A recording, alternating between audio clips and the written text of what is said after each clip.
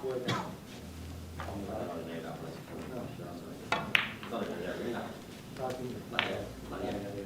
That's all right. Welcome. You are the audience, so you will be the applause for the players.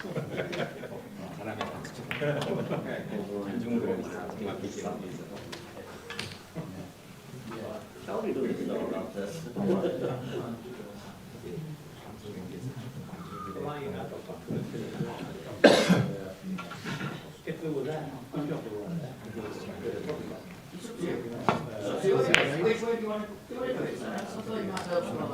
Okay, can you see Macau Casino anywhere? Yeah, well, it's on screen. Okay, all right.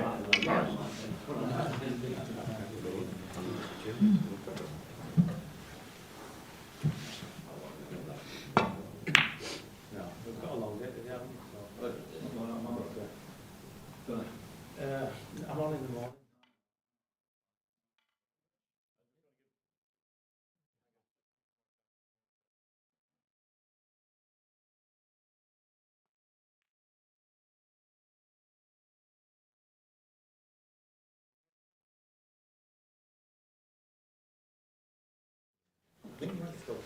Now you know when you're good, Sam? Okay. No, he died.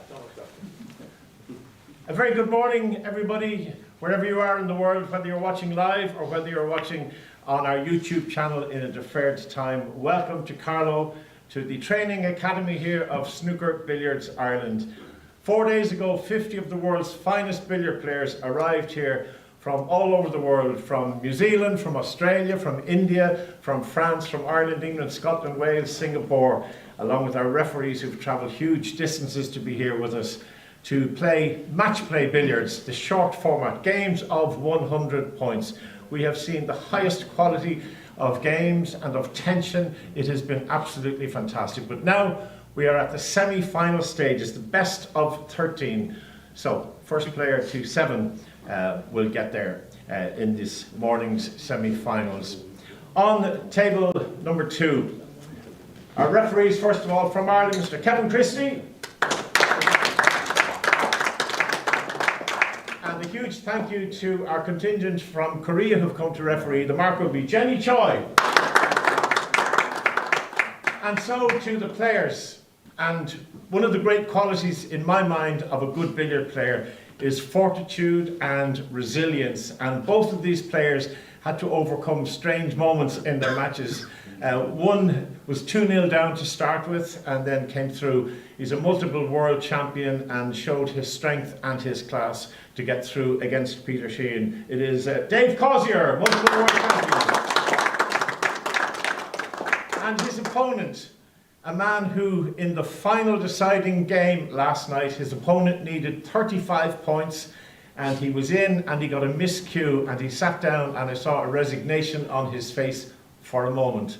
And then his opponent played 2 lovely cannons and then missed by a hair's breadth another cannon. And he got up and he made a magnificent 90-odd break to win the deciding frame. That's the quality you need, that's the ability you need to be able to hold yourself together when times are tough. He's a multiple world champion all the way from Singapore, Mr. Peter Gilchrist. And on table 1 here, and we want to say a huge thank you once again to our Korean referees. The referee will be Kilnam Lee. And his marker for the semi-final, John Yang. And so to the 2 players, first of all, young blood. What a talent this young man is. If you think you can pot a ball, you need to forget about that and go back to basic page 1 of the manual, how to pot a ball. This man is incredible. He's heading to Q School to become a professional snooker player as well. We hope we don't lose him to billiards because he is a real talent. Shrikrishna Suri. And at the risk of annoying everybody who's in the room today, his opponent is probably the most decorated modern player in the modern era, multiple world champion. He's been a professional snooker player. In the round robin stages, he didn't drop a single game. 5-0, 5-0, 5-0, 5-0. He has the most beautiful, calm way of playing the game. An unusual cue action. We're delighted to see this seesaw action, but boy, does it work? It is absolutely fantastic. This is going to be a great semi-final. Pankaj Advani! So gentlemen, referees, and you, the audience, and a huge thank you to Sam from TYP Live, Sam Jones, our streaming expert, for that wonderful quality of the work that he does. Sam Jones, everybody, thank you so much. We will take a break after 5 games, gentlemen, so let the games begin. Game 1, Dave cards are up to play.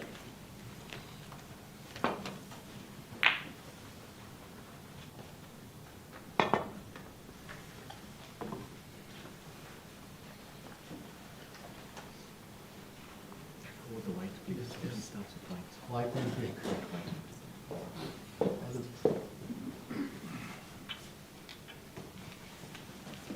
Okay, thank you.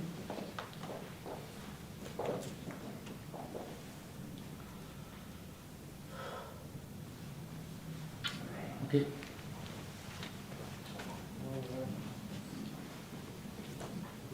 Okay, game 1. Shrikrishna Suri to break.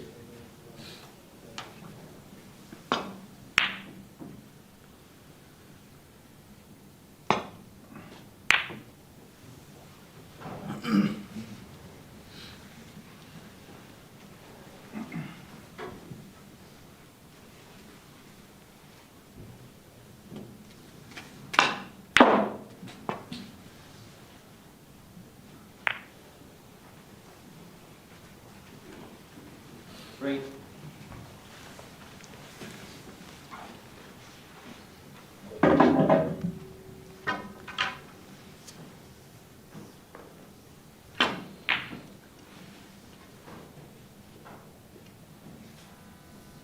Dave Cosier, 3.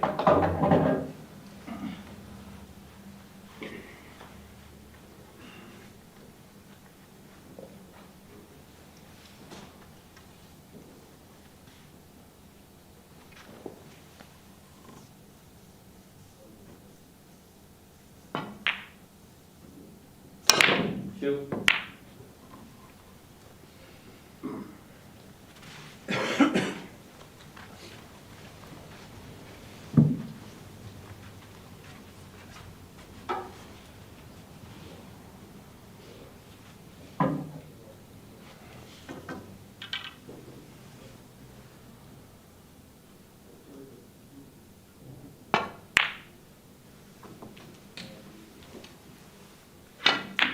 Three. Two.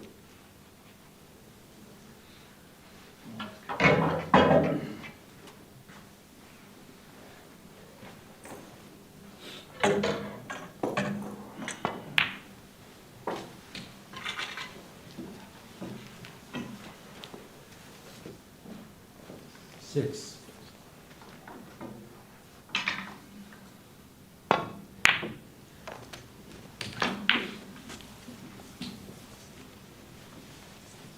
Nine.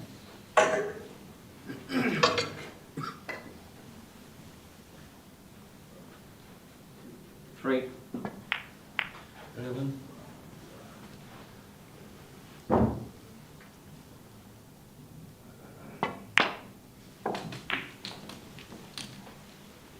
Thirteen.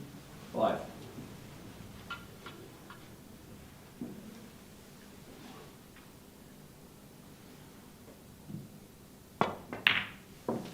7.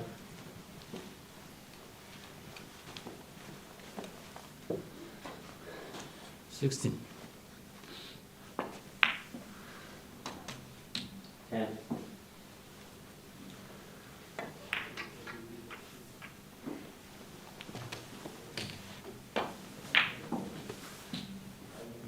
12. 9.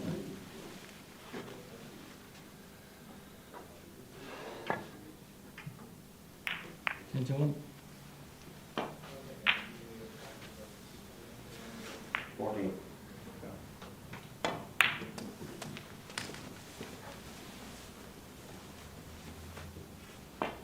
24.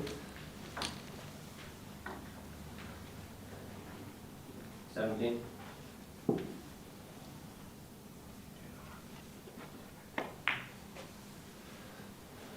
18.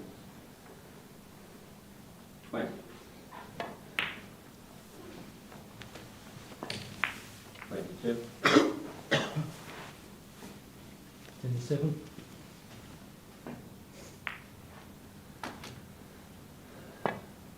25. 29, 27.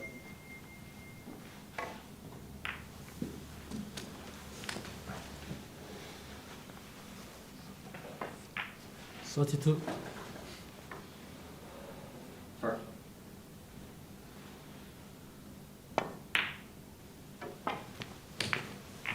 32. 5, 37,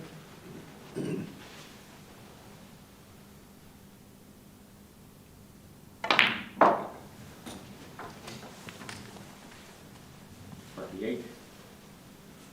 40, 40.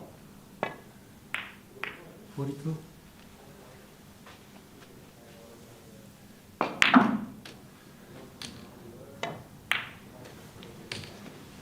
43.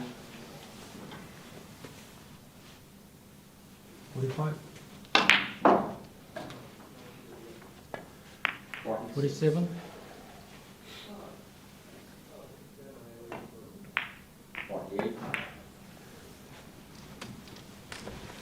Screen the red and the yellow, please. Screen the red and the yellow. 51. 50,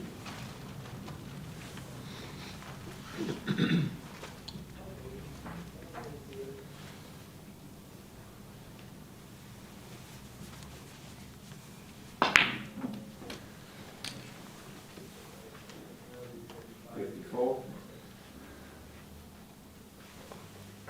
50, 56.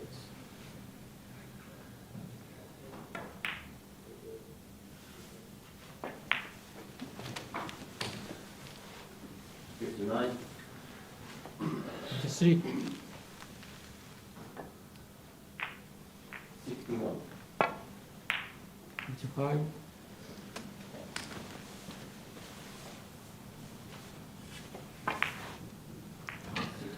63. 62,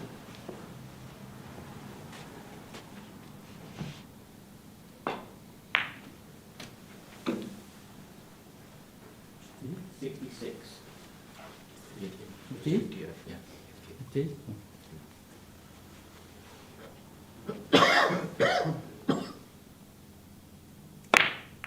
60, 69.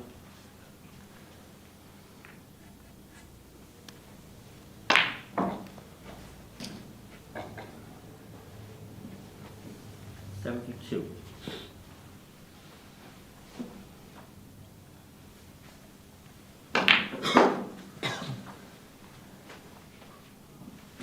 75.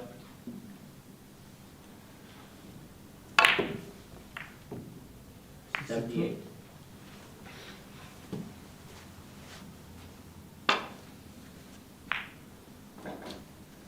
8. Barclay 188.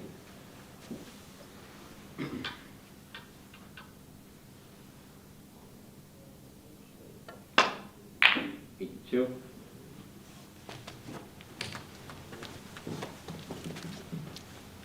65,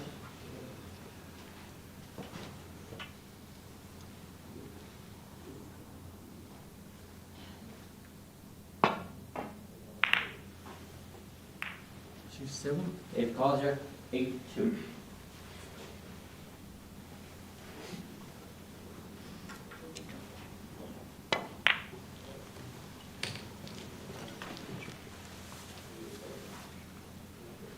70,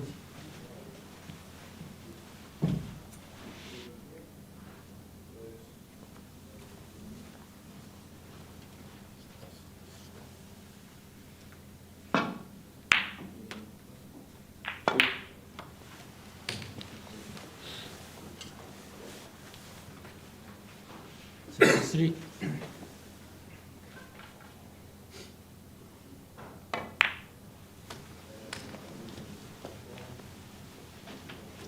75,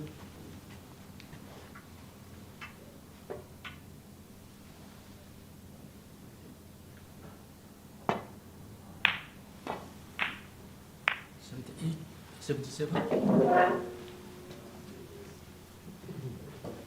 Peter Gilchrist, 2.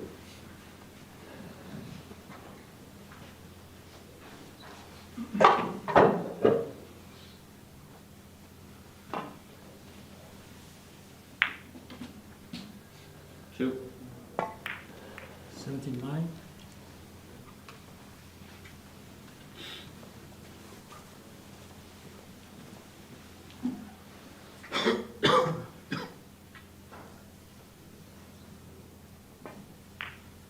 4.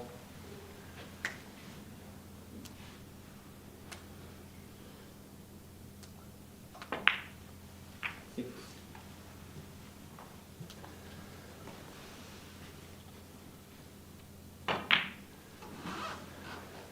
9.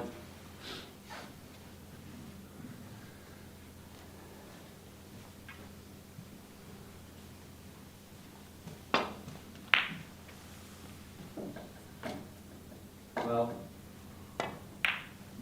81, 491, and 80.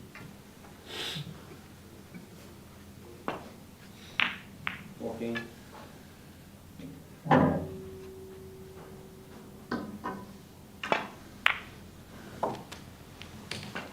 16.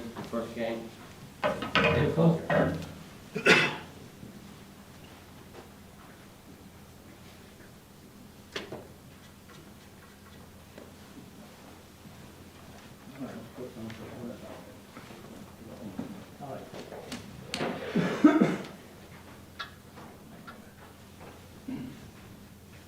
2nd game.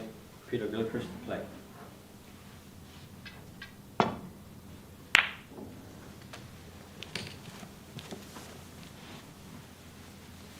87,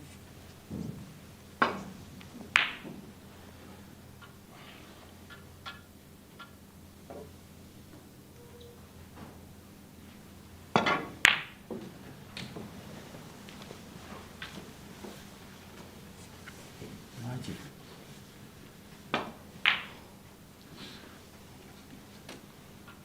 3.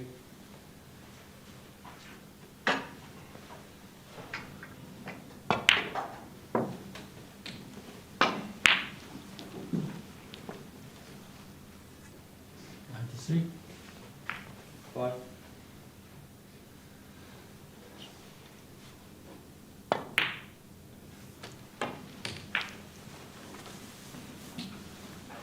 8.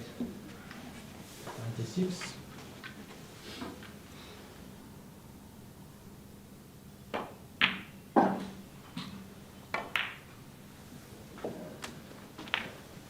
11.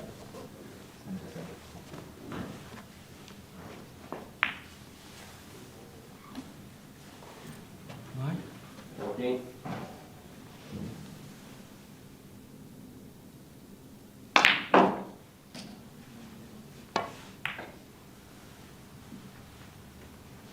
17. 100 go to end of line first. Game, end of game, Pankaj Advani. 20.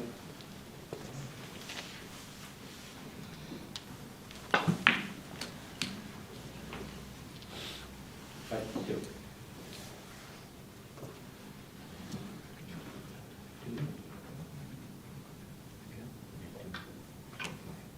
3 point more. 3 point more. Pankaj 3 point more. Just 1 minute, please. No. No. Okay, end of game. 24.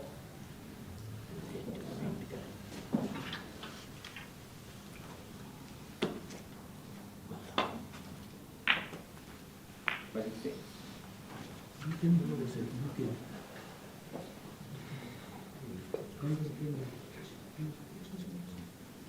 이렇게 됐잖아. 네.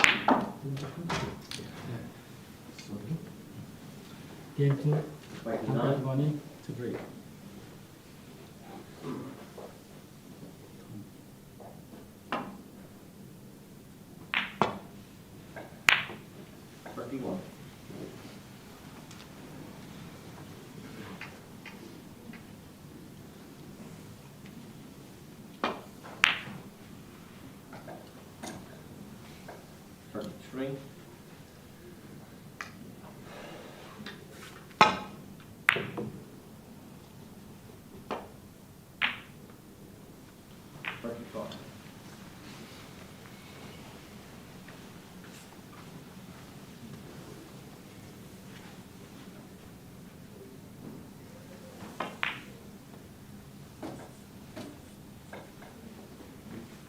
68.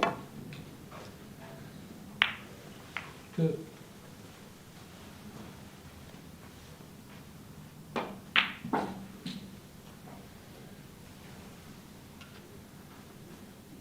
41. 4, 43.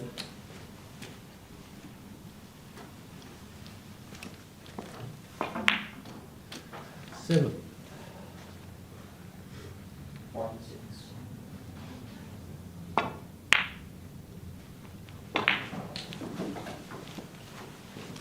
49. 9, 51.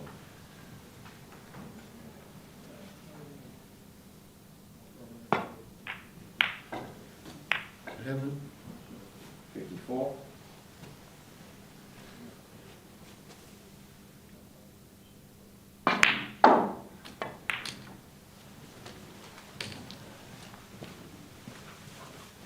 57.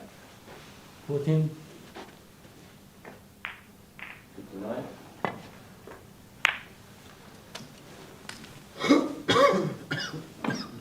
16, 62.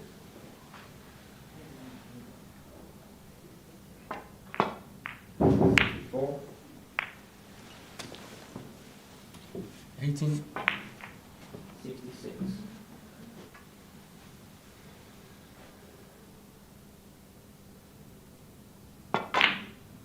68. 20,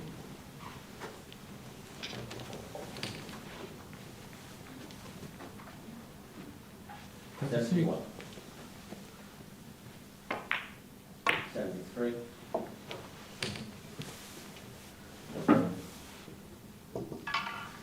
36, 75.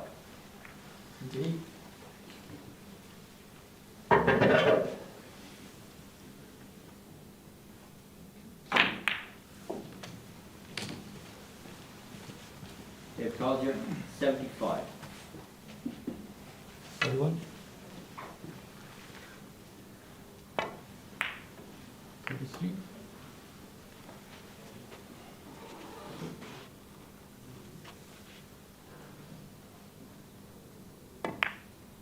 35, 2.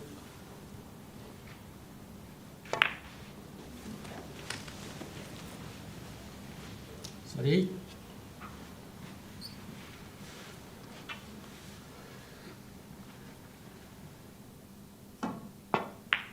4. 40,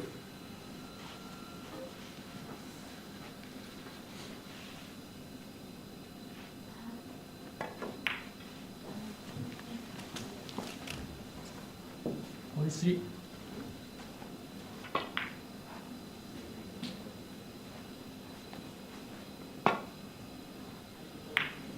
45, 7.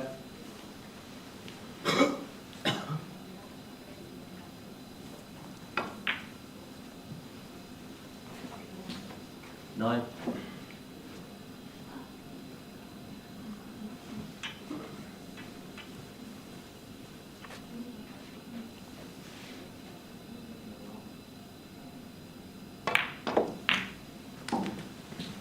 11. 48,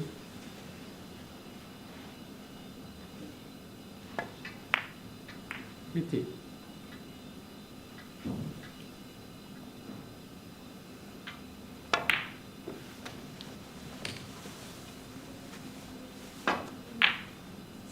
53, 13. 55,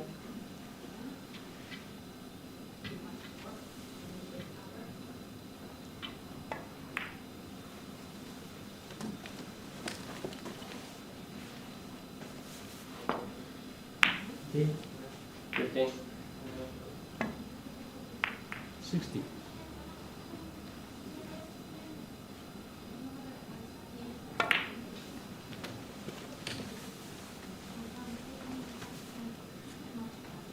63,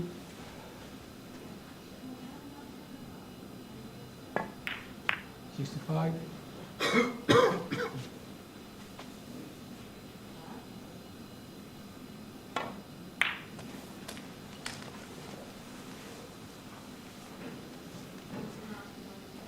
8, 70. 70,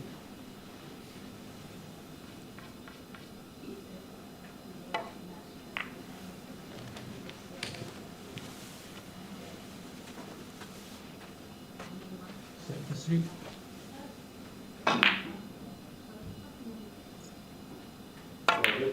17.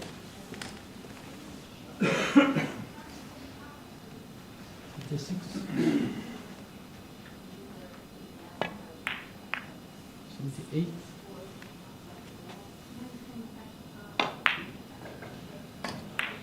2.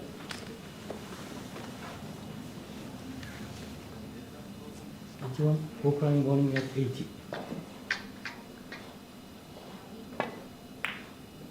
83, 1.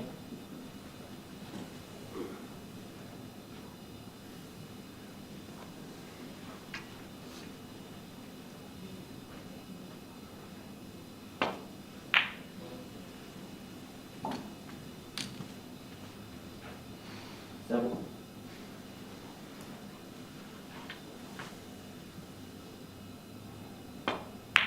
9.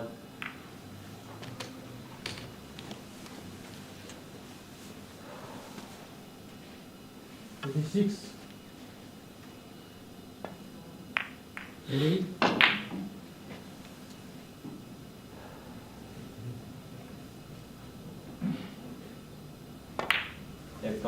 9.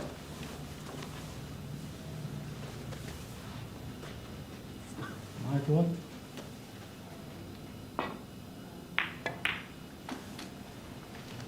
2.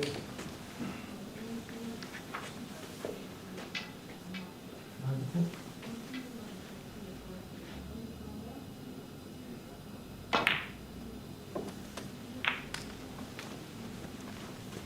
5. 97, Same spot, please. sorry.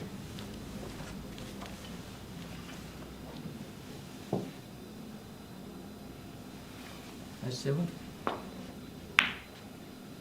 7. 100, Ukraine crossed. And double. Game Pankaj Advani. 9.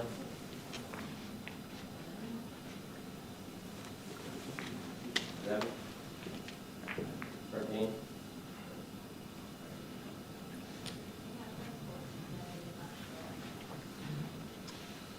16.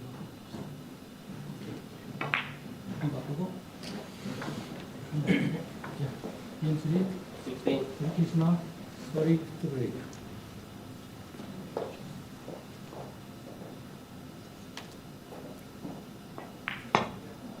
18.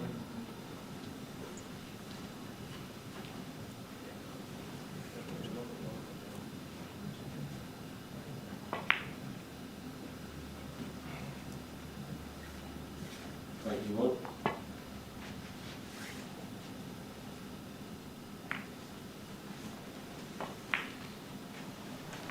23.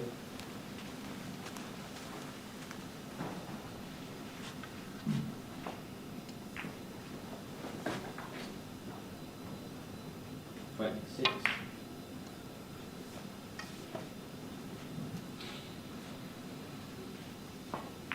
28.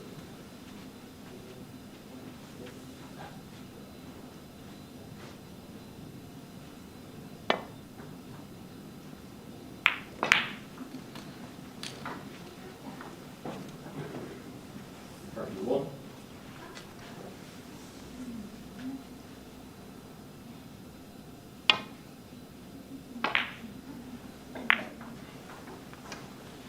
34.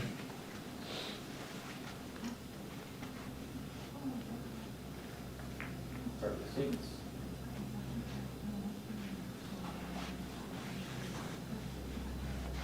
38.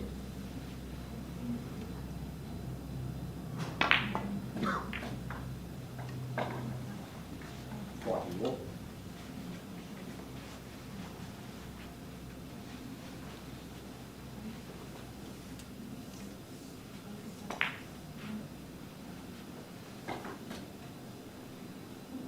44.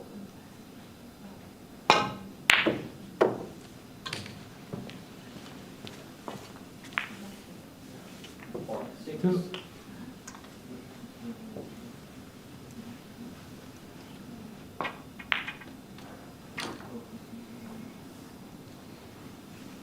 49.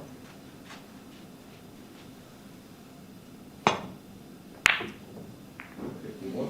Shrikrishna Suri 2,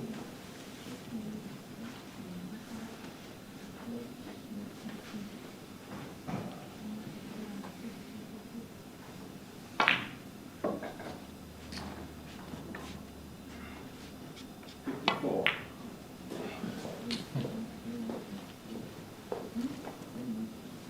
3, 56.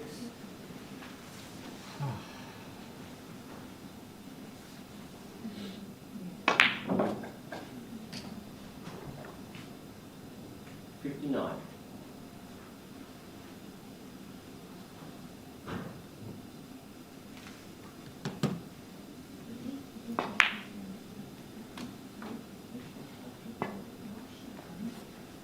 62. Pankaj Advani 3, 64.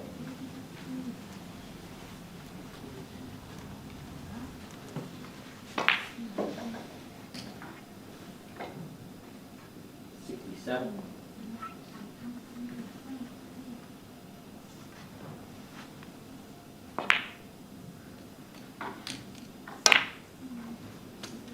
7. 2, 72.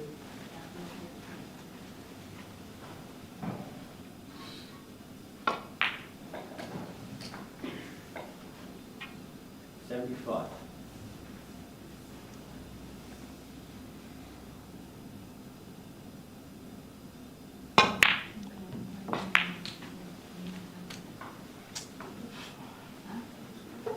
78. 4,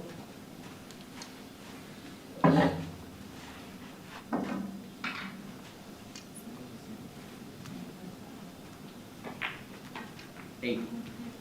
Falkland running at 8.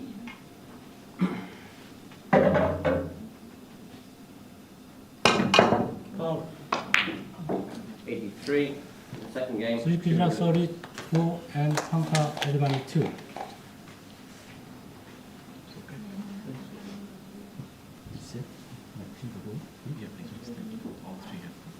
Third game. David Cosner to play.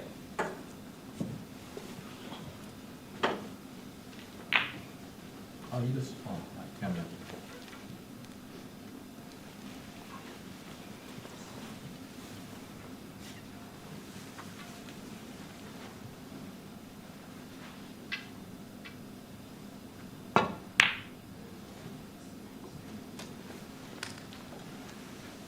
Two, 2.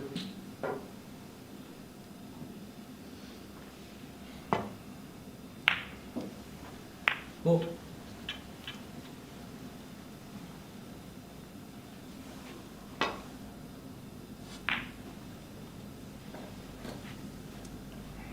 4.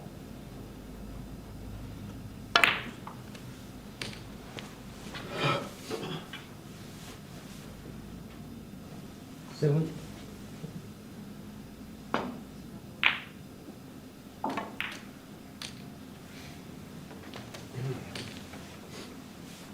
6. 12,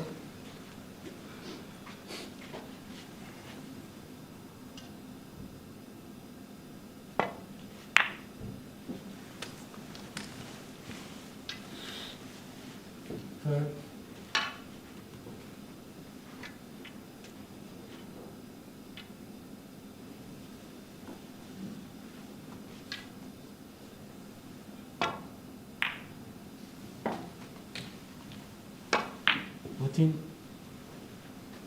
Gilchrist, 6.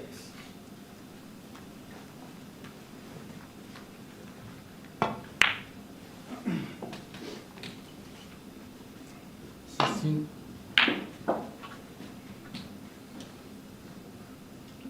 3. 18.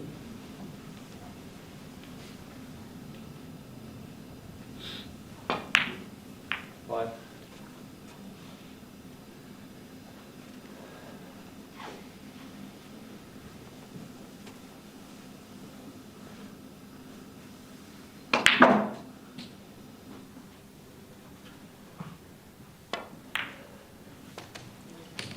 Eight. 21. Ten.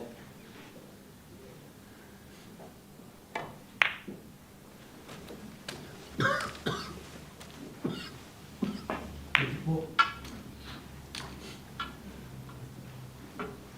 14.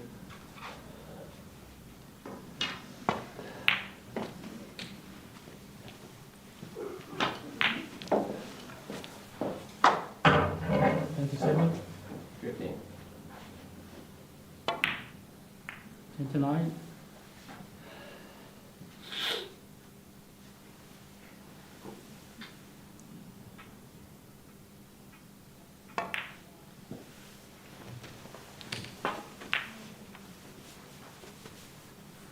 David calls here. 15.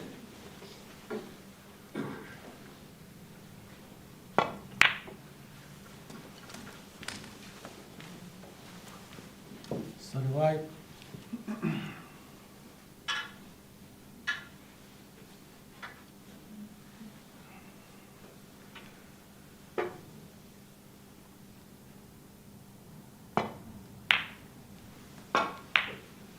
37. 2.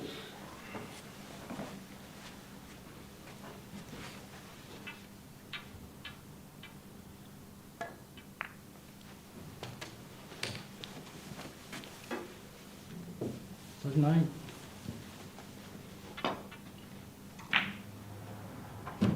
4.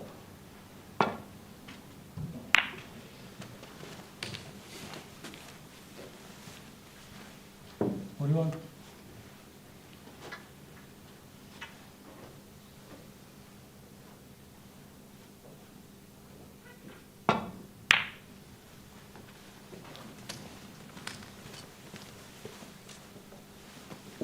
43.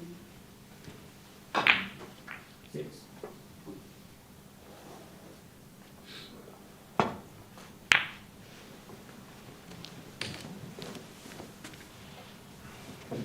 45.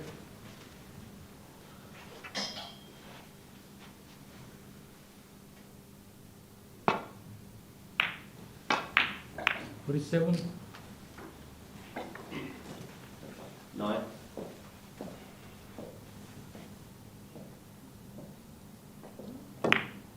49.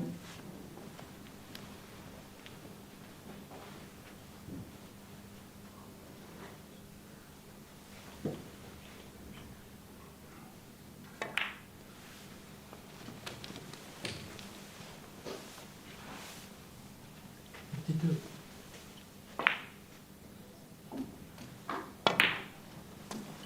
14. 55. 16.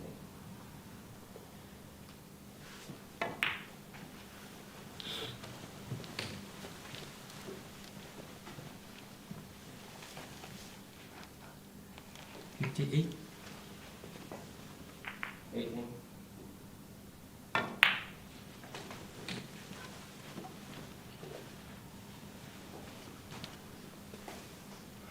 61.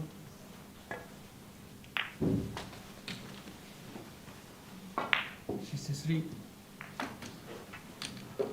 20.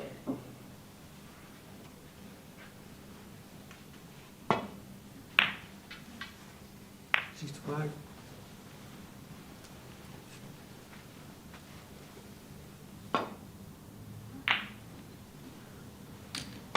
23.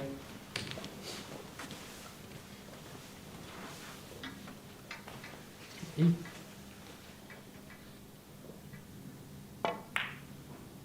70.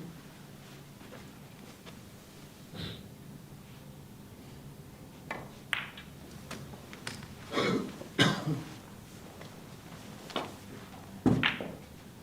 3, 25. 75,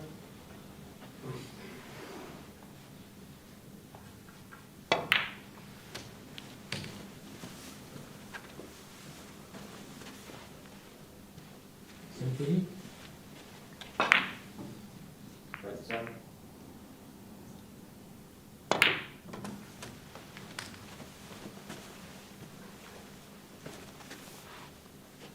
81, Pokrang winning at 80.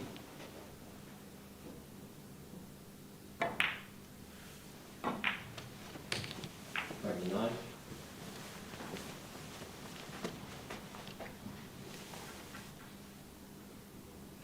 84,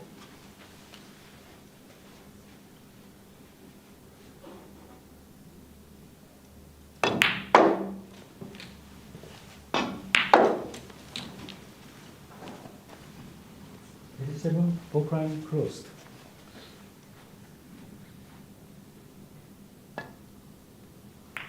89, 32.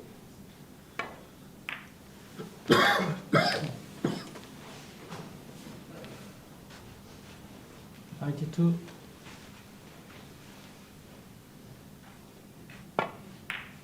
94,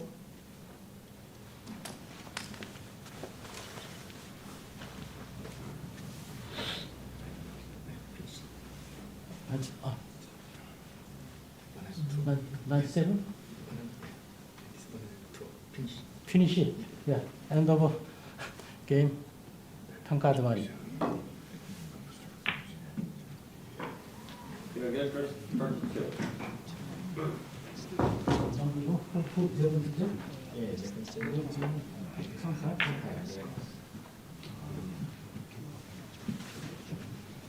And on this table that we're watching, Pankaj has now taken a commanding lead 3-0 against the multisyllabic Shrikrishna Suri.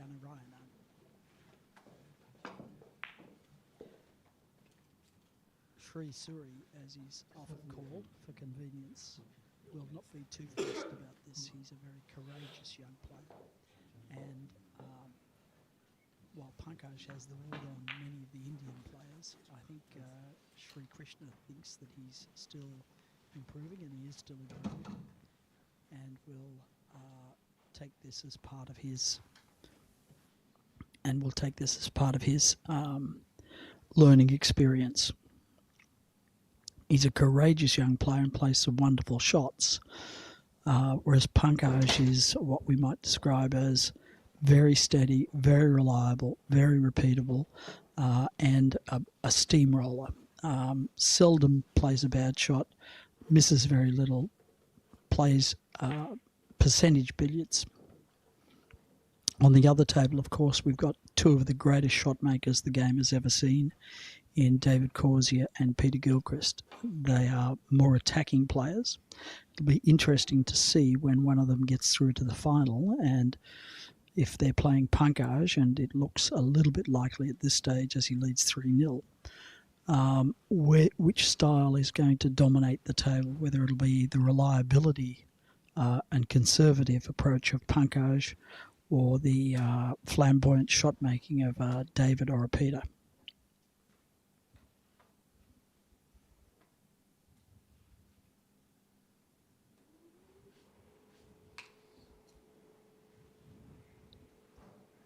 I'm going to be joined in commentary, hopefully a little later today, with folks much more expert than myself, who'll be able to point out some of the subtleties of what these guys are doing with the balls.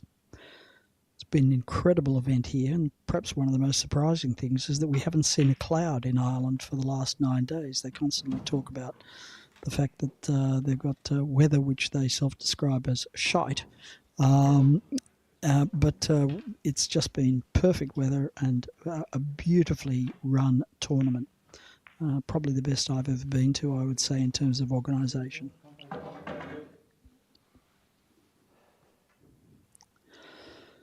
Starting the third frame, Pankaj will push the red into baulk and hopefully leave his yellow ball up tight to the side cushion. He's left it out a little bit, but because he's got the red ball well away from the corner, this makes it a more difficult shot for Shrikrishna. But because he attacks, he will attack.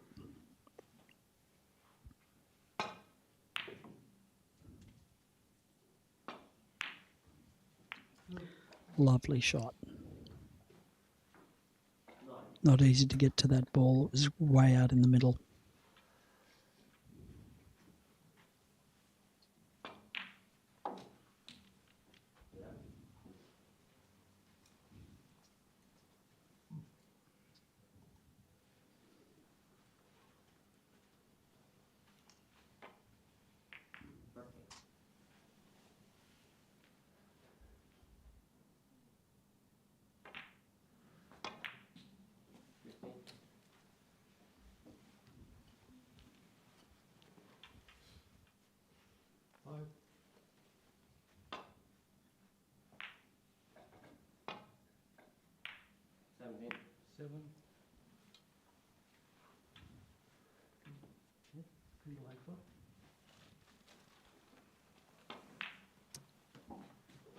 We have followers of billiards all around the world, so please tell us where you're from. Give us your comments on the match.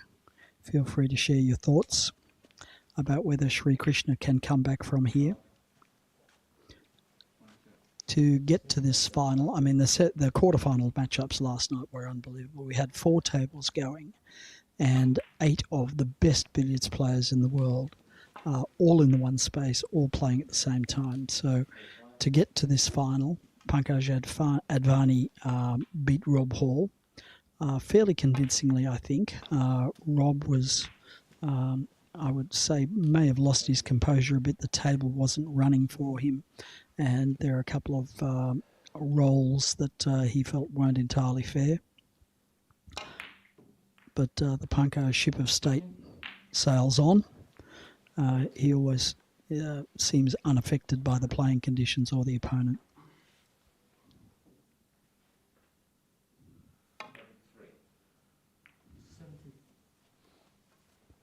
Shrikrishna is mainly a snooker player, but has decided that he enjoys billiards very much and wants to play more of it. He's still a young man at 24 or 25, and he's from Chennai in the state of Tamil Nadu, where it's very, very hot. And he actually started playing tennis, was his first choice of sport, but then he found that the clubs that played billiards and snooker were air-conditioned, and decided that that was a much better choice if you live in Chennai.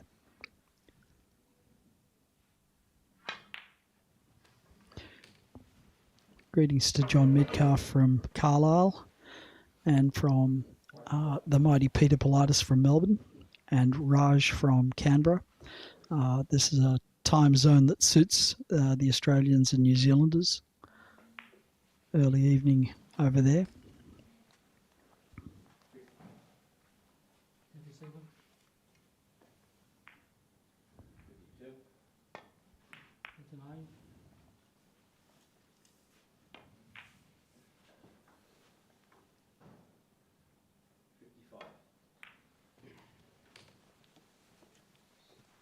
Got them tight at top for the first time in the match now.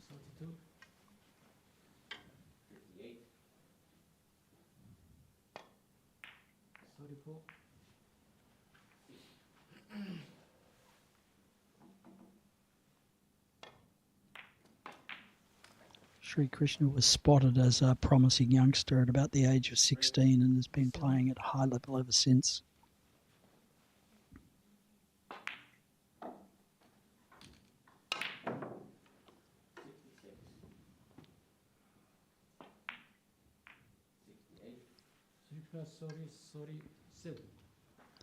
His first serious contribution for the match at 37.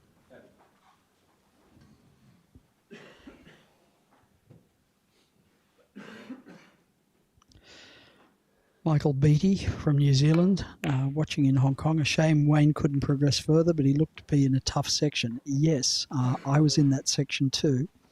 And did manage to get up on Wayne in a bit of a surprise, but in Wayne's defence he had a bit of a fall earlier in the day and bruised his forearm. But it was always going to be a tough group because the number 5 seed in that group, i.e. meant to be the weakest player, was in fact the gentleman that you're watching right now, Pankaj Advani. And that's because a lot of the Indian players don't play in these WBL events, which earn ranking points and then determine the draw for the following tournament. So Pankaj came in to this event as the 702nd seed. He, by popular acclaim, he's considered to be, if not the best, one of the best 2 or 3 in the world. Even the top players, including David and Peter on the other table, both acknowledge that Pankaj has the best record in the game of the current batch of players. And when you see him as the bottom guy in your group, you know that you're the rabbit.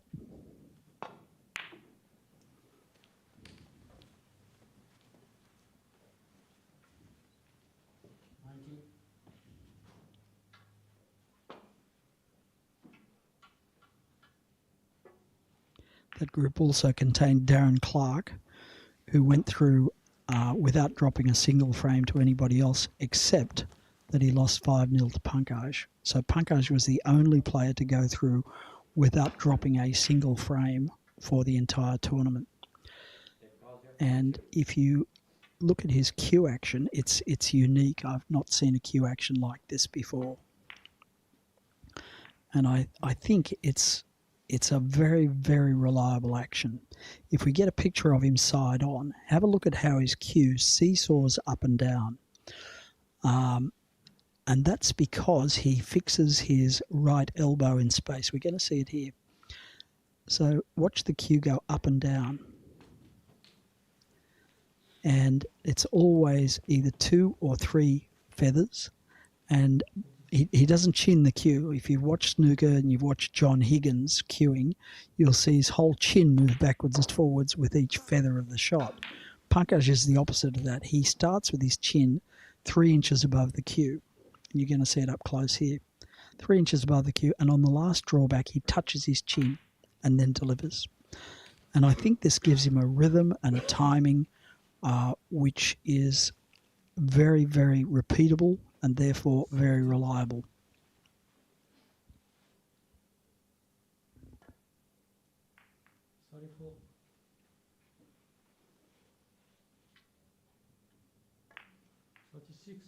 Somebody also suggested to me that he may have started playing that way because he started very young and perhaps wasn't able to reach up and get his chin onto the cue. But whatever the reason, it served him very, very well. And I would say that his great strength, and here you see it again, lifts the cue up, touches the chin, and then delivers.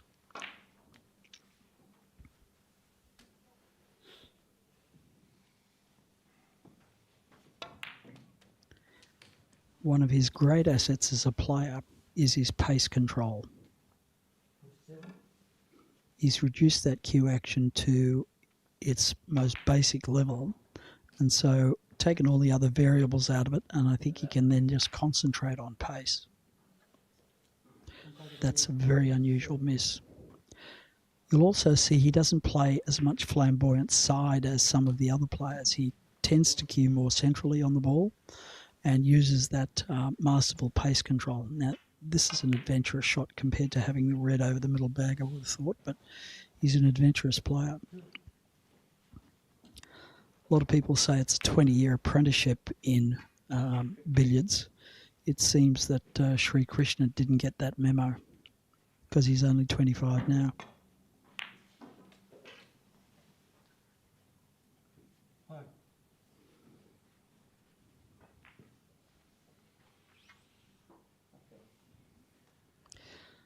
Well, somebody's asked, our CB has asked, why the Indian players so low in the rankings? Well, you can only get ranked if you're playing in WBL events, and generally they don't.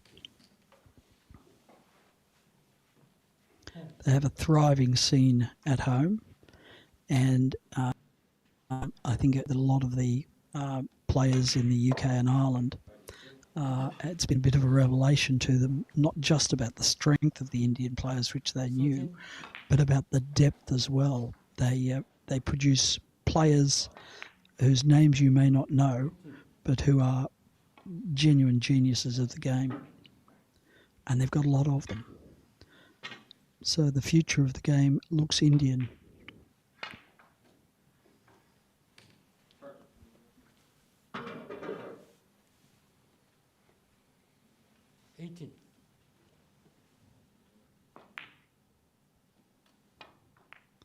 Little correcting cannon here to put the yellow further behind the spot.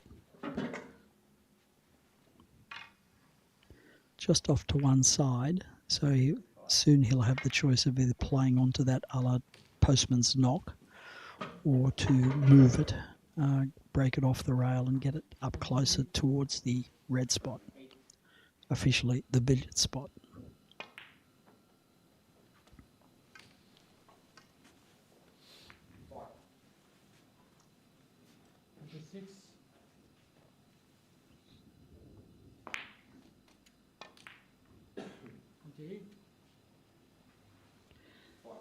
Now, whenever we run these kind of events and describe the YouTube feed as billiards, billiards is a kind of a catch-all term for all table games, including pool, carom, snooker, billiards. They're all considered part of the billiards family, so it's a bit confusing for people who've never seen this form of the game, who come on here and wonder what the hell's going on. We always get a few people coming on going, what is this that I'm watching?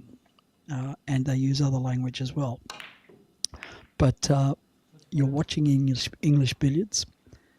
The original game on this full-size table, in fact it's a billiards table and not a snooker table. Snooker came somewhat later.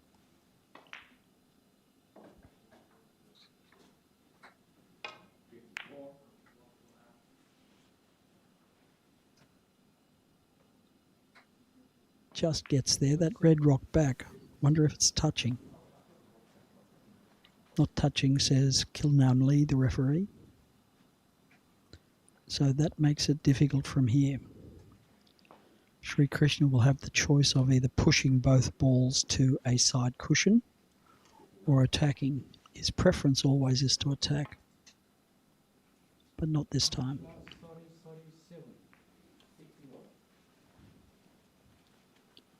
Clever shot that. He's got Pankaj on the rail, so Pankaj can't get to the bottom of the ball and create a stun effect, a wider throw. So he'll have to try and figure something out. If I was to guess, he's probably thinking of safety, but he may have a thrash.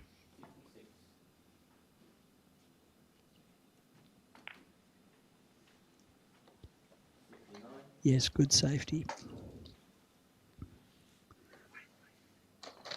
Shrikrishna is not usually of a mind to play safe.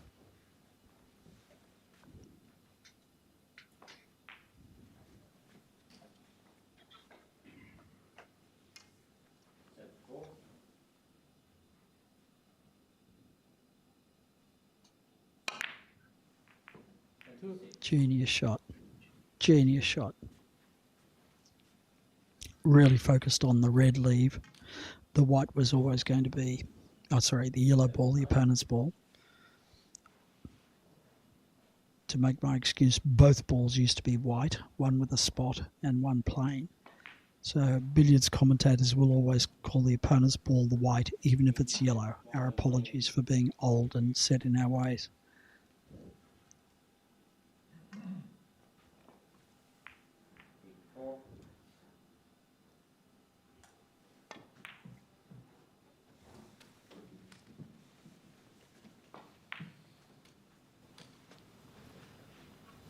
Five. 87.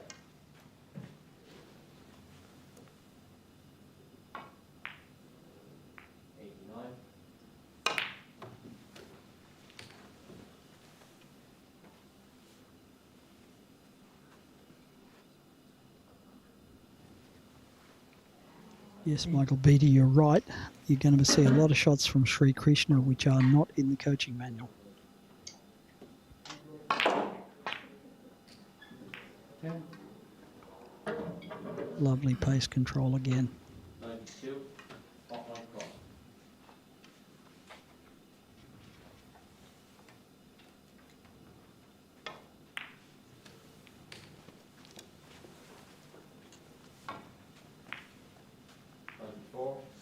Sri Krishna is a dynamic snooker player. He won the 2022 IBSF Six Reds World Championship 16, with a mix of flair and precision.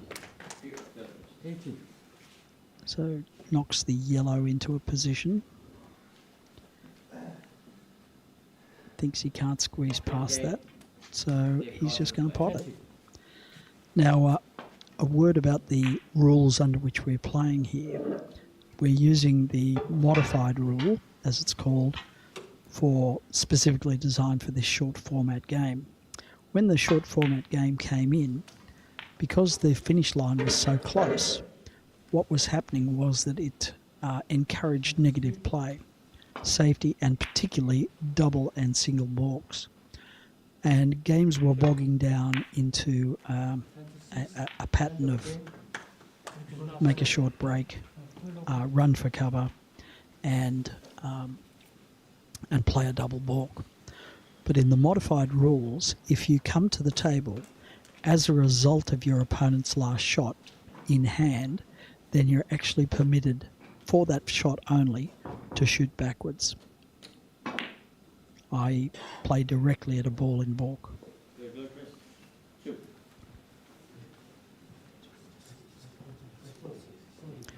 So again, you might see a few shots that you don't normally see in billiards. And you won't see players running to the protection of balk because there isn't any.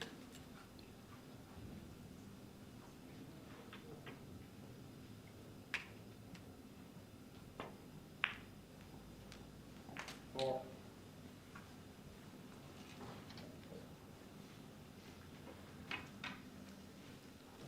7. So Kevin Christie officiating on the other table for David and Peter. 9. One of the great billiards referees.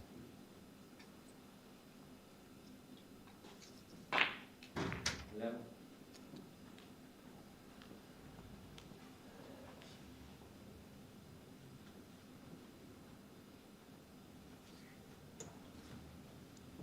How very David Causier to bring the ball around off 3 cushions and just leave it perfect. 14.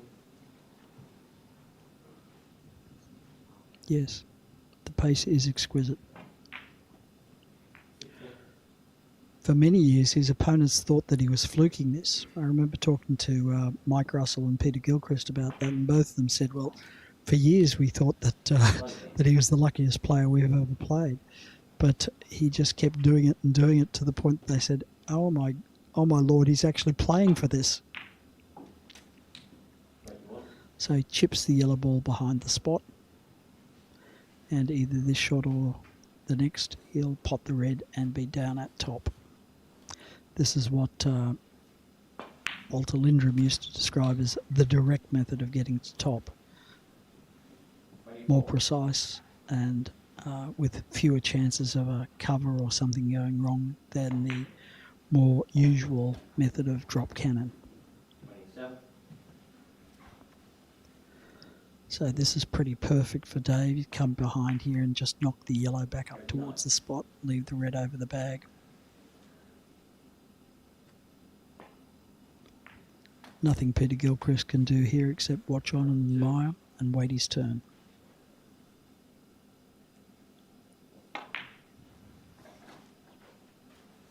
35. 27.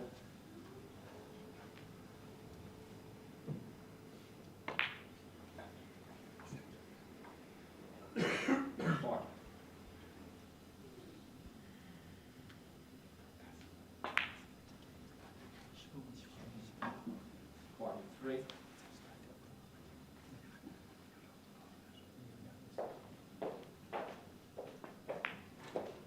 45. I think Peter's gone off to buy a newspaper.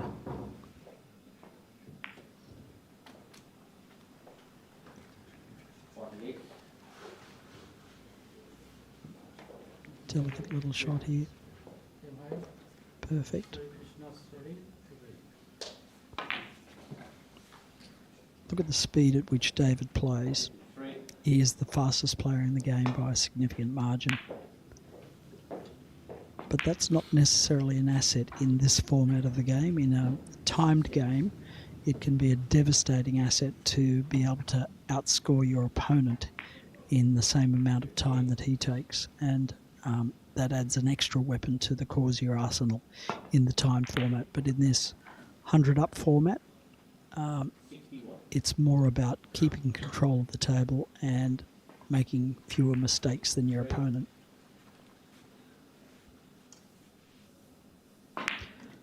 What's Shrikrishna going to play here? He'd like to get the red out of balk. 68. Though that's a bit of a disaster because now he can't shoot at these. 71. So shakes his head a little bit there. That wasn't the connection he was looking for on the red. He was looking to promote the red to the corner pocket. 73. So there is no miss in this version of the game. If he fails to make contact with the balls, 76. it will be a foul, and his opponent will have the option of playing them where they lie 78.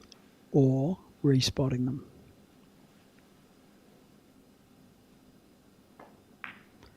So Shrikrishna must make an attempt at disturbing these. 83. Good effort. But really just set up the same shot on the opposite side of the table and left his ball out of ball. So opportunity again for Pankaj.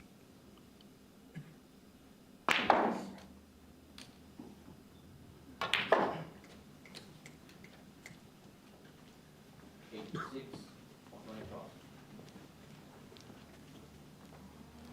3. 88.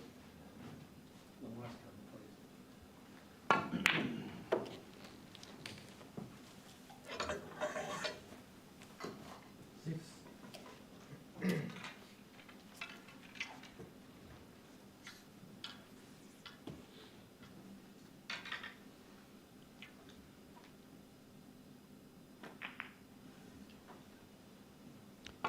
So Brookbound 73 asks, how many times can you pot the red before it's returned to the blue spot? Well, we don't call it the blue spot in billiards, it's called the centre spot because we predate the existence of a blue ball in snooker.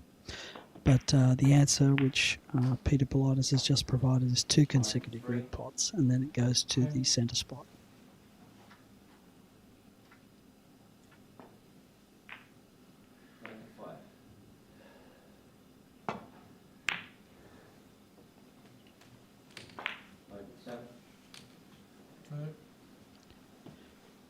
The referee here is Mr. Kilnam Lee from Korea, South Korea, of course.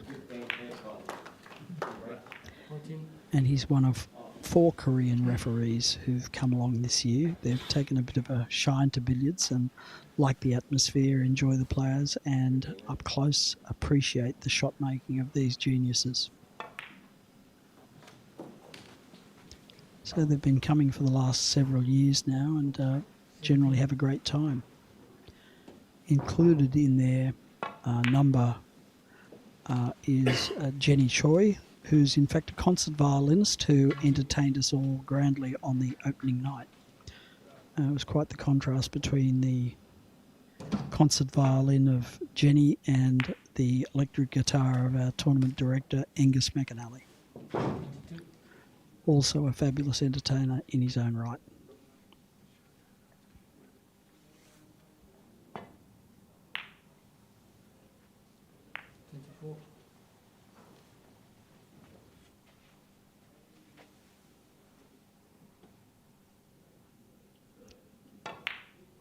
Yes, Dan Fan, you're absolutely right. That's your understanding. It's to stop players repeatedly potting the red off the spot.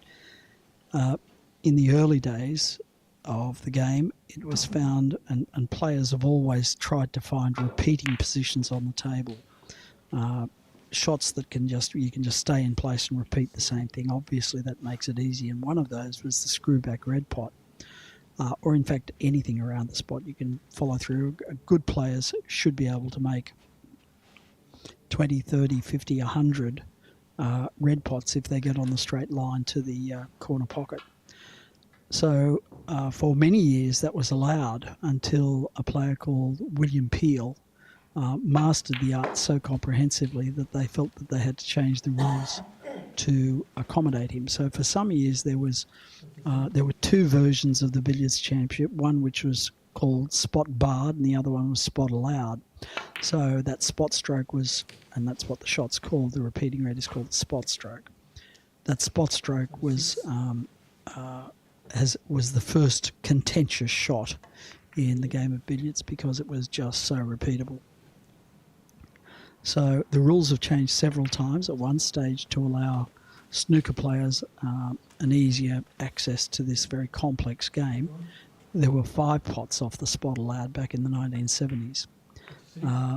Before that it was 2, and then we've gone back to 2 pots now. But even with that 2-pot rule, you'll see that the players have still designed a way to, if not repeat exactly the same shot, at least get into a repeatable pattern. And that repeatable pattern is what you're watching here. It's called top of the table. And it involves a pot followed by a cannon, or possibly 2 pots followed by a cannon.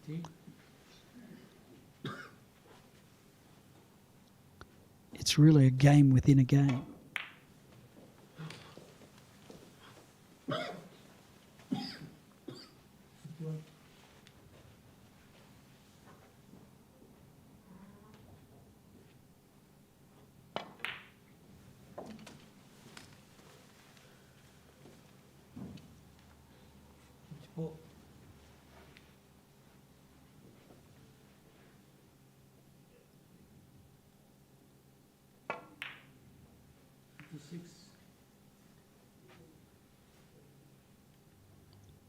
So pot the red here is going to be hunting for an angle that allows him to make the cannon and push the opponent's white ball back more directly behind that billiard spot.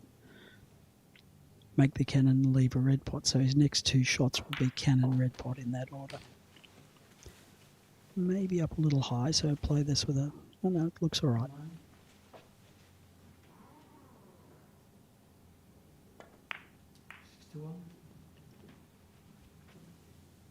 Yes, the law change, Dan Fan, the law change did lower the average break score, but player expertise got that moving again. Perhaps the biggest change was the limitation on direct cannons. And because it is possible, ooh, that's an error. It is possible, of course, to wedge the balls into the jaws of the pocket in what's described as an anchor cannon. The balls are anchored in position. 71. And so the world record in billiards, although people say it's not genuine, is in fact just shy of 500,000,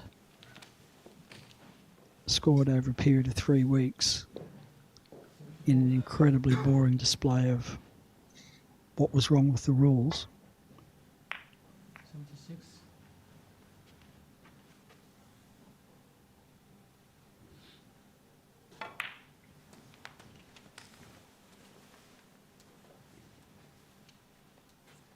Nine.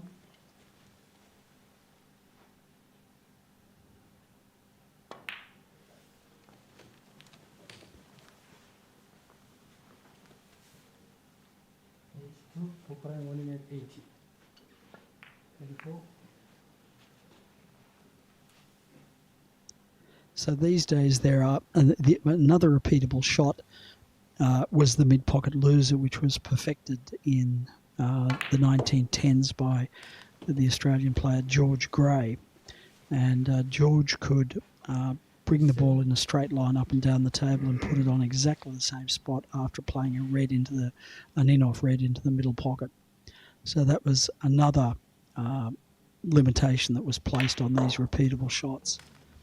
And that's called a limitation of hazards. A hazard is any shot in billiards, a pot or an in-off, which is not a cannon. So that limitation is 15. You can only do a pot and in-off 15 times in a row before you punctuate it with a cannon.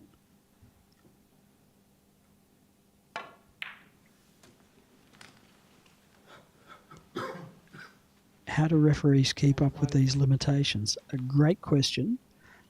Sometimes they lose track. You will have seen Mr. Lee, who's a very good referee, lose track twice in the first 2 frames of this game, and on the simplest of all of them, which is two pots off the spot. But the referees work very hard in billiards. It's firstly the speed of play. They're constantly moving around, constantly respotting balls. You can barely stay still in billiards refereeing. So Pankaj takes now what could be called a commanding lead at 4-1. Shrikrishna has not been disgraced, certainly, but at 4-1, Pankaj is looking the goods. Yeah, there's going to be a 15-minute break. So I'm going to give you a rest from my voice until we resume play. Thanks for watching.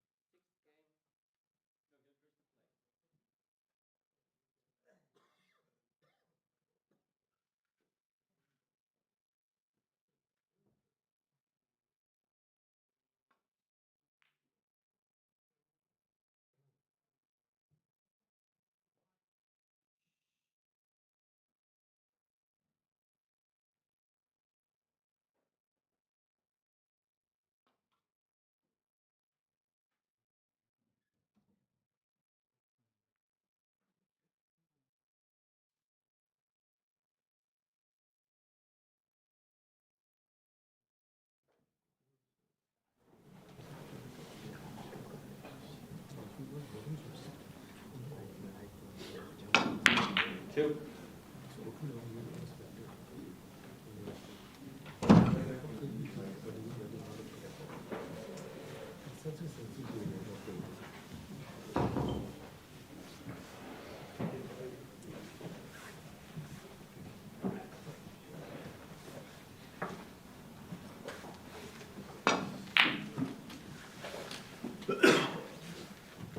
Five.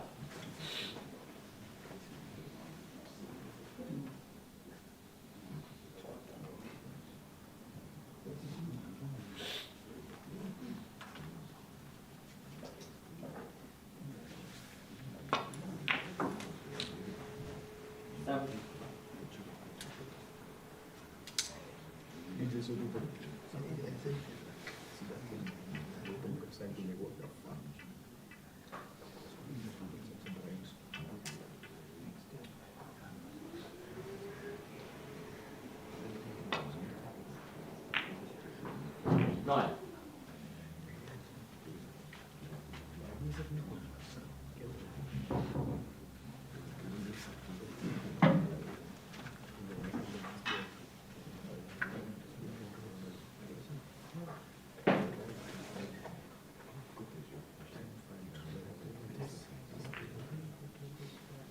Eleven.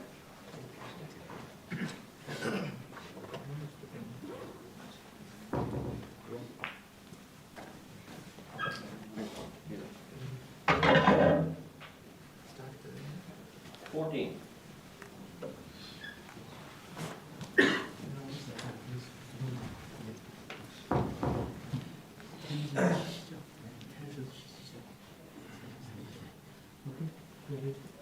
Game 6, Pankaj Advani to break.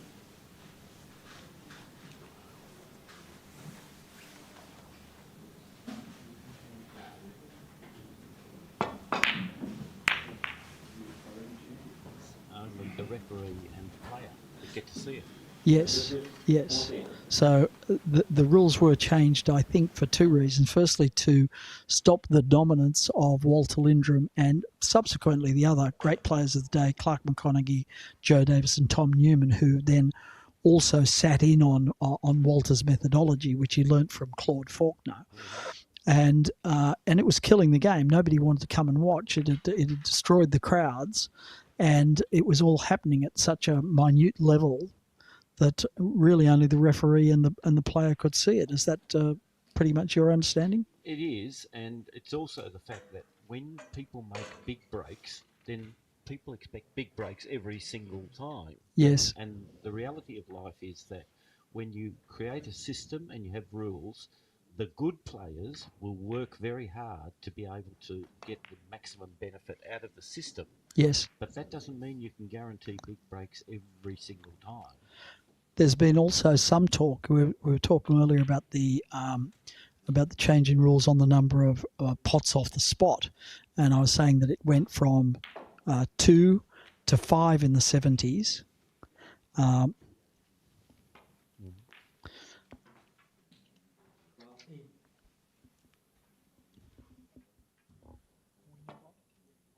Right. We were talking about the limitation of pots, and it went from 2 when they first limited it. It was down to 2 pots off the spot, and then it became 5 pots to attract the snooker players in the 70s. Mm-hmm. And when that became a bit too boring, they went back to 2. What were your views on that? Well, at the time, Mert O'Donoghue argued for 3. Now, the point that's been made, obviously, is that's only done to allow more snooker players. Yeah. But since then, as you see in every sport, the really good players, once you give them a set of rules, they milk it to the greatest possible advantage. These players that we're watching now are absolutely superb. If they're at top of the table and they get into an awkward position, they use the second pot of the spot to enable them to get out of trouble, etc. Yes. And so eventually the rule makers will have to decide whether they want billiards to be like snooker or they want billiards to be billiards, in which case they could consider even going down to 1 pot off the spot so that there's not that get out of jail capability. Well, Peter Gilchrist actually advocates for one pot off the spot as being a more pure form of billiards as opposed to, quasi snooker. And I think there's a lot to be said for that. It forces you to be very precise on the cannon and very precise on the one pot that you do get. Yes, and the interesting part to me when you look in records, etc., is breaks really are dependent on what the rules were in effect at the time. Correct. Now, Peter and David have resumed on the other table, and with a fresh game, we're also going to bring in a fresh pair of commentators, both of them wearing jackets, both of them elegantly dressed. In Darren Clark's case, you could cut your hand on the part in his haircut. I can tell you, it's as sharp as sharp. But these two are both wonderful players in their own right and work very hard as directors. Yes, they do, and they are not just a credit to the game. They're incredibly good administrators, and that's what the game requires.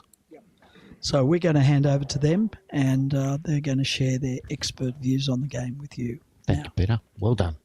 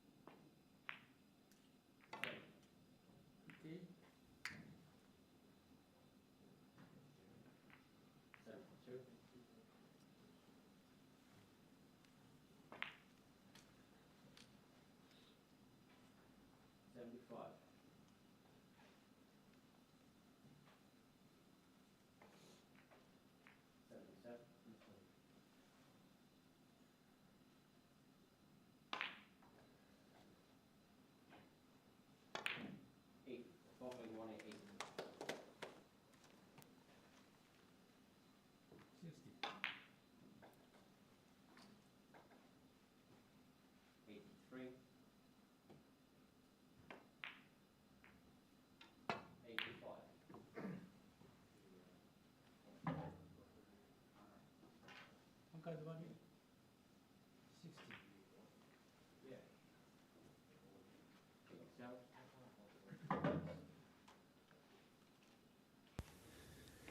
Yeah, thanks to Peter Tankard there and Paul Cosgrove for the warm welcome.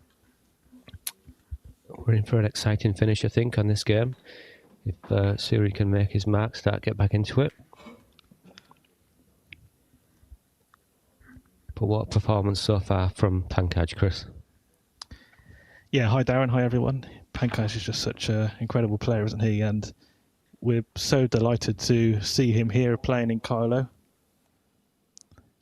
It's not something that we get to see very often, as has been mentioned. Pankaj has not competed on this circuit for quite some time, but the beauty of the 100-up format is that it really can change. Every game starts afresh, but Pankaj has certainly got the advantage here in this first game after the interval. This is a tricky pot from Suri, bit of pressure on here, difficult queuing. But he's such a good potter, isn't he? And yeah, that was a great shot off the cushion, like you said, Chris. I don't think I've seen him miss a pot the entire week, really. So I think he's off to the Q2 or the Asian Q2 to try and become a professional on the World Snooker 2. So good luck to him there. But we'd love to see him continue to play billiards as this white comes down. That's slightly fortunate there to continue the break. not just such an accurate potter, but so fearless, isn't he, with the long pots he goes for if he's slightly out of position or if his opponent has left him that shot. He just is such a crisp striker of the ball. Yeah, especially with the slickness of the cloth. Obviously, if you don't cue the ball right, you go slightly across it, get a bit of side on. The pockets are tight as well. You've got a good chance of missing. So, like I said, he just seems to be fearless with his potting, but he's got a good overall game. And generally, a lot of this week we've seen kind of one missed billiards as the event goes on now, semi-final and final. I think that'll increase. Pankaj so far, he's as soon as he gets a chance, I guess he just seems to run out. So different class, really. Yes, he's never been flustered from what we've seen so far in any stage of this event. Suri played a safety there, trying to force Pankaj into attempting the cannon, which he's just missed, but again, not left anything easy.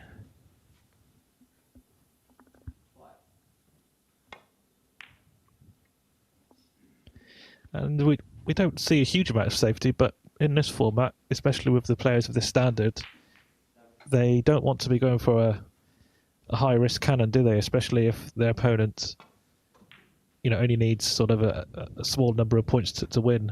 So we do see some of that, but of course with the modified rules that has been talked about, you don't want to pot your opponent's ball very often, so that's always in the back of players' minds.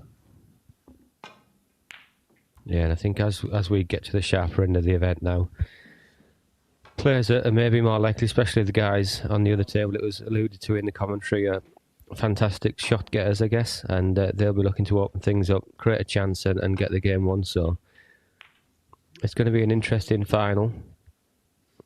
Currently, it's looking like Pankaj is going to be the one from this table that makes it into the final. And on the other table, it's quite a close affair between two world champions, both from the Teesside Boys Billiards League, in Peter Gilchrist and Dave Corsier. And we'll get a score update on there as soon as we can. Yeah, Peter Gilchrist was here late last night. I think it was gone 11 o'clock that he defeated Surav Kafari. But he's back at it again this morning. And yesterday was a especially long day, wasn't it? We had 3 rounds of knockout yesterday. And that can really take it out of you, Darren, can't it? Even for players of this calibre, they've got so many years of experience, but you do need a lot of stamina for this level of concentration, especially in Peter's case, having a close finish. It's not like a 5-0 win. It really went down to the wire last night. Yeah, I think it's those close games, isn't it? Those are the ones that take it out of you, especially if you've got a game 100 up and it's sort of 100 players 95, the mental strains and the strenuous element of that. Like you said, Peter got over the line there in the final game against Surav in a great match. But he's reset today and he's going again against the beast, the machine that is Dave Corsier. We just look on the other table there as Peter Gilchrist has got the balls at the top of the table. So he's in the scoring zone, as it were. Yeah, over on table 1, Suri is trying to just get the balls into a good position. It's gone a bit scrappy here. It's just sort of battling at the moment. He might be able to get in off the yellow, screwing off. Yeah, he might send this round here and hopefully land this yellow in a bit of a drop cannon position. Slides round off a few cushions, slightly underhit that. So he's looking at what seems to be a long Jenny from here. Yeah, Jennies are very tough on here, aren't they? And you've got to be so accurate. Pockets are so sharp, especially the middles, but like you say, it looks like he's going to have to go into the far top pocket. Yeah, it's that cleanness of strike, I think. Obviously getting enough side on, but let's see how he gets on with this one.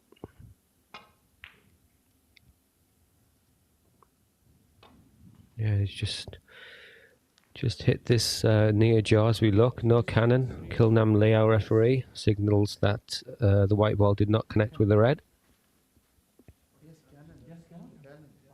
Looks like there's some check here, but no cannon made. Oh well, maybe get a cannon. He's still at the table anyway, so not quite sure.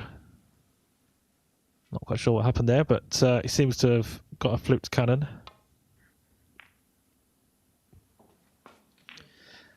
That's a great recovery shot, isn't it? Playing across the map like that, even though there's not a lot of nap on these tables, is to control that and leave yourself the middle pocket enough. You'll be quite pleased with the outcome of that shot. Yeah, he needed to be really accurate there. Just drops this yellow ball down now into a drop cannon position. Looking to bring the yellow down behind the billiard spot and push the red over to this right pocket as we look. With the red being quite close to the top cushion, you need a bit more of an accurate contact on the red. If the red was sort of where the cue ball is now, roughly, it would be a bit easier on the way down to the red.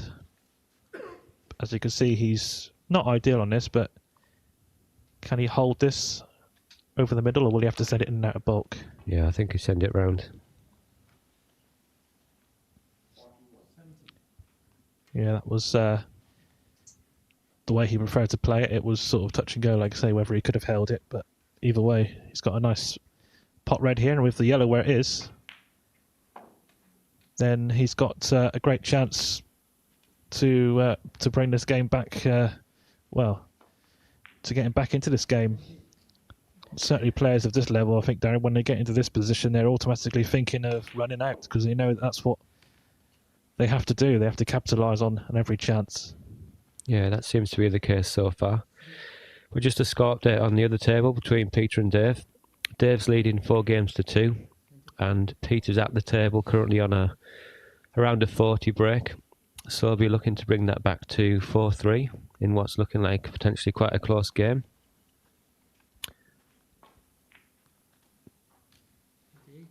Peter's so calm and composed in those situations.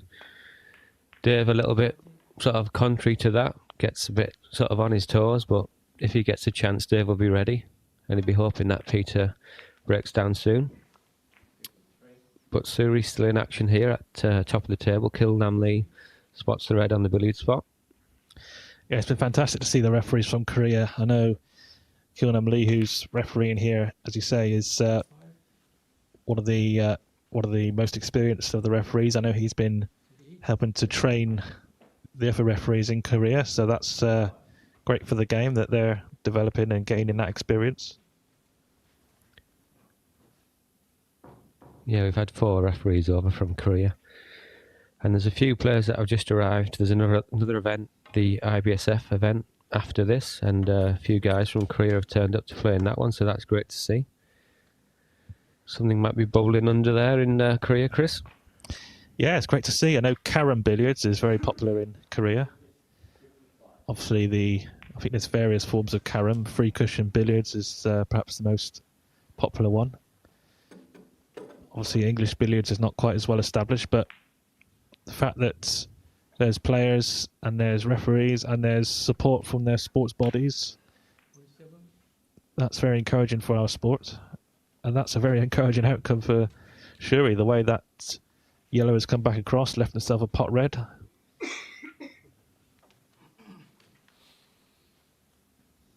Yes, he's just gone slightly high here. So it'll be interesting to see how he plays this. Is he going to pot the red and go to the left side as we look, or is he going to try and screw under the yellow? So he's opted for the former. I think he would have wanted that white just to roll on slightly further, so he's got an easier cannon and a better way of controlling the balls, but we see his strength in potting there as he goes up to the middle spot.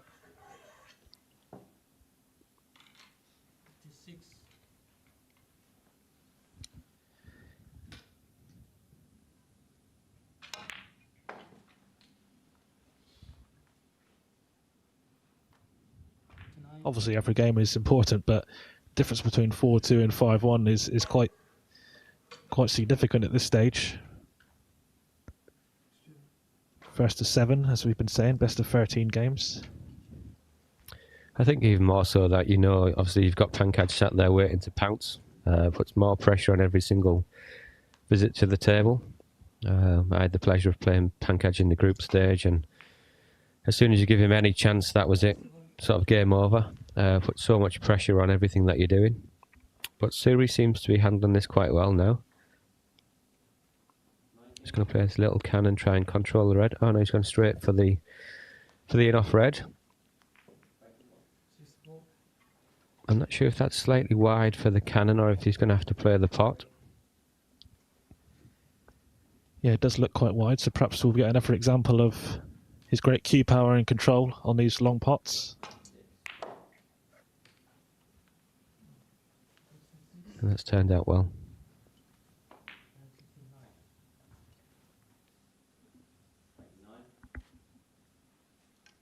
So the break goes to 69.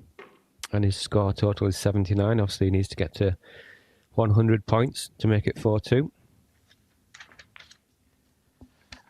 So we've got another updates over from table 2. So Peter is on 55 and Dave's around about the 20-point mark. But Dave is at the top of the table, we could see. So when we know that Dave's at the top of the table, that's a very promising situation for him. But Dave Corsier is leading 4 games to 2 over on table 2 against Peter Gilchrist. Yeah, and in the Irish Open, both these players played really well on this table. I think Peter had a 646, was it? Yep. And Dave, was it about a 540? Yeah, Dave had a 540. I had the pleasure of refereeing that one, actually, and that was an incredible game, really, against Jason Colebrook. Dave Corsier, the very first visit, I believe it was, had the 540. And he had 3 breaks on the score sheet in that match, which was over 60 minutes. And that's, if you add up those 3 breaks, that was his total score. So I don't think you could do much better than that, really. It's not too bad, that really, is it? He might need a bit more practice, but, you know, he's not doing too bad. And, of course, the average, as we see Sherry miscuing, that's quite unfortunate for him. He's quite frustrated about that. Only 7 points away from the game.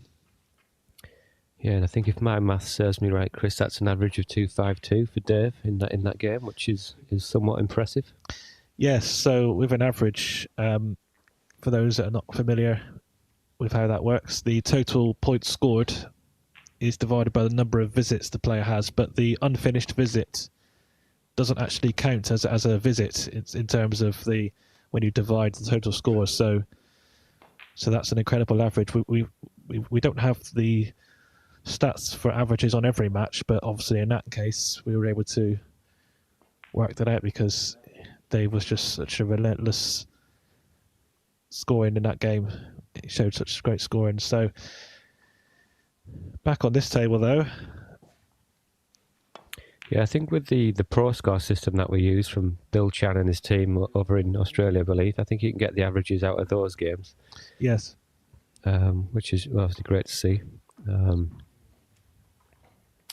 We've got a bit edgy this one now, I think. Obviously, Shuri's got the chance to try and take this to a 4-2 score. He just pulls the cannon across. He's looking for a nice leave now. 5 points required. Yeah, I'm sure that miscue that he had will disappear from his memory if he could just get over the line in this game, start fresh. I wouldn't be surprised if he takes a quick toilet break or something just to recompose himself.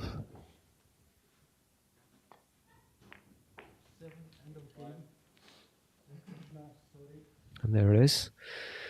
4-2, Chris. Yeah, game very much still on. Looks like we're going to go straight into the next game. So no hanging around, straight into it. So Pankaj obviously still in a good position, but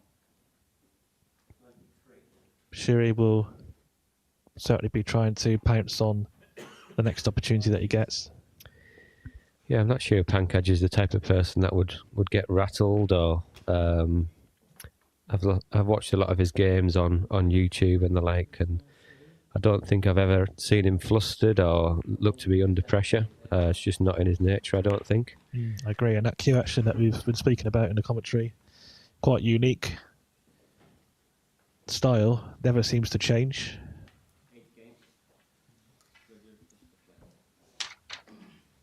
Yeah, I guess if you can consistently repeat something over and over again, it's going to stand you in good stead.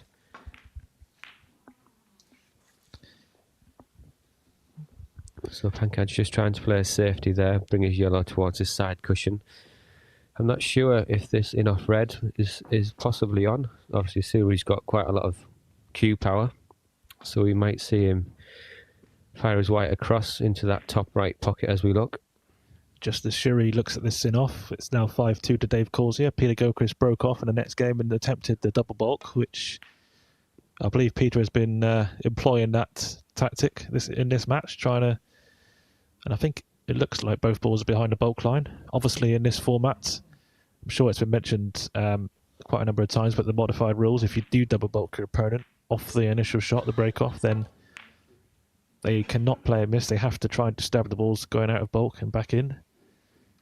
But we'll keep you up to date on that match as it progresses.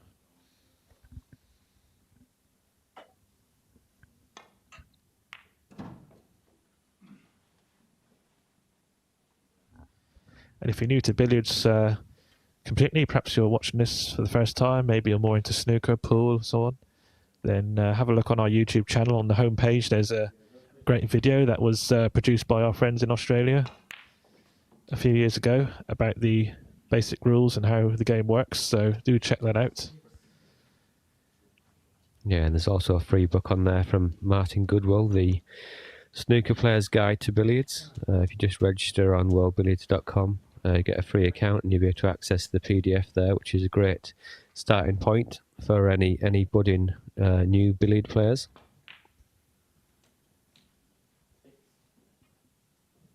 But Suri's back in again. A bit of a few shots ago we saw Pankaj slide around the back of the cannon.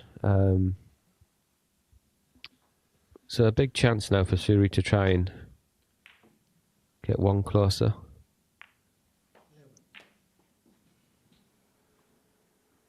Just trying to get the balls to fall into a nice position.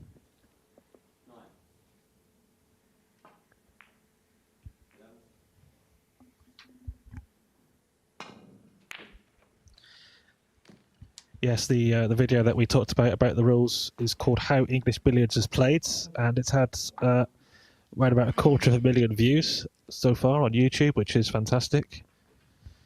Features Robbie Folvari and Steve Mifsud talking about the rules, showing a few demonstrations about the scoring that these players employ, the various ways of making breaks, so do check that out. Yeah, I think that was filmed at the RACV club was it in Melbourne? What's your memories of that event, Chris, in 2019? Absolutely fantastic. I was fortunate to be able to go over to that event and play. It was really an incredible venue. The billiard room has got 8 Alcock tables, which is one of the great Australian manufacturers of tables that has been going for, well, since the 1800s, I believe. And they're all original tables, fantastic condition. And they were superbly presented for that event. Great organisation by the team over there, and hopefully you'll be able to do that again some year. Pankaj Advani did play in that event. I think that might have been the last time we did play in a WBL event, actually, over in 2019 in Melbourne. And I think the match table there, the timber used on the cushions, is it something like olive wood, a very sort of tulip wood? Peter Tankard in the background just informs us. Very sort of decorative looking thing, absolutely beautiful. Obviously this is a star table that we're using here.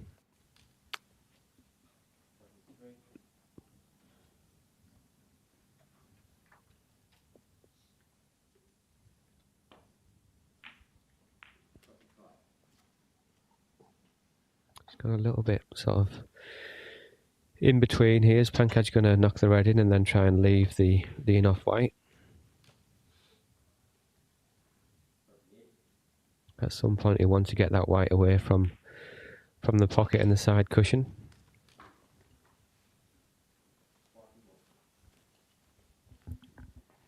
That looks just right to me, to get the in-off white and bring it out into the middle of the table.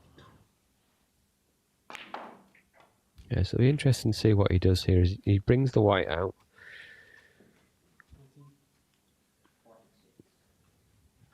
It's looking like is he going to play the cannon and try and push the white down and the red towards this opposite pocket? A bit more controlled. So he keeps the balls in the middle of the table. Yeah, didn't try to do too much there. Just, as you say, make sure he had a shot off the red or both balls, potentially. I think that's the difference between Pankaj and maybe Dave. Dave might have gone for the more attacking stroke, get the red straight into action, and Pankaj slightly more reserved, going about his work. Now that he's got the reds quite close to the top pocket now, he can work this white. If he can get this over the middle pocket, for an in-off into the middle, which is done, then I think we'll see this white being dropped slowly behind the billiard spot, the red spot, which is the black spot in snooker, of course. Yeah, so a slightly more calculated approach to get to the top of the table. Pushes the white down and now leaves this pot red.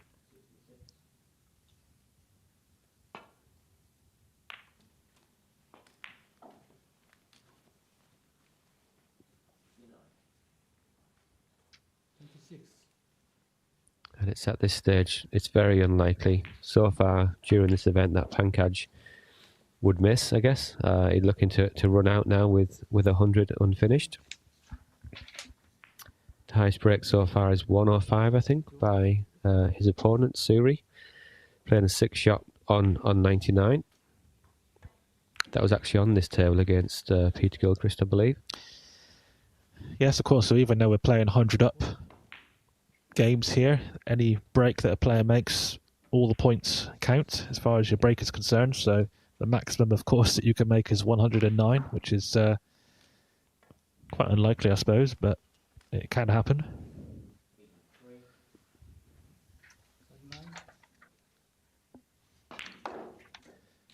So over on table 2, Dave is at the top of the table. He's had a bulk line warning. He's just crossed the bulk line, actually. So looking like 6-2 will be coming up, I believe, for Dave Coulsier.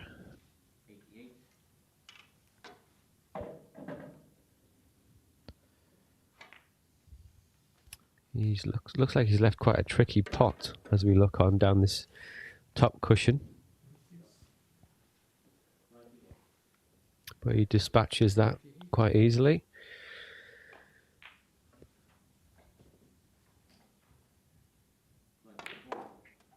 Pankaj's break goes to 51 now. For the viewers here in the SBI Academy in Kylo, what a treat, isn't it, to watch these 4 world-class players playing. And it's just such a high level of billiards throughout this whole event, which has been fantastic to see.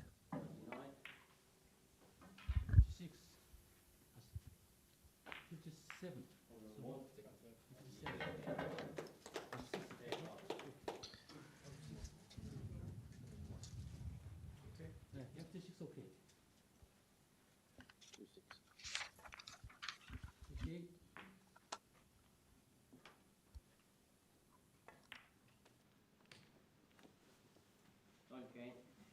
They've caused a play. 6-1. 6-3.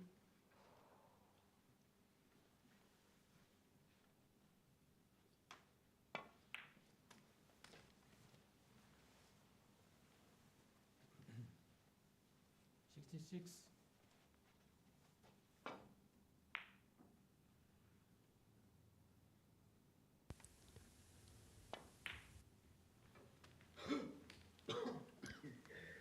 So Pankaj just runs that red through now to leave this mini drop cannon, push the white back towards the billiard spot. Looking to get a nice connection on the red. Or is he going to play the in-off? Again, that's an example of his more conservative style, I guess. Choosing the safer option to bring the red up towards the middle. And now we look to put the red into what is quite a tight middle pocket. Just gently knocks that one in. Now we look to play this with... Who's going to play the pot again, Chris? He's quite interested at from this angle now. I was thinking he's going to put the red top cushion white and bring the white up towards the invisible line. I wonder if Pankaj is looking ahead for an early bulk line crossing here. That will put him on 81. And I know Pankaj does like to play the bulk line crossing in this way, playing 2 pots. The red goes up on the middle spot. Yeah, the Pankaj method, as it's fondly known. And of course, with his break score, That's a surprising miss.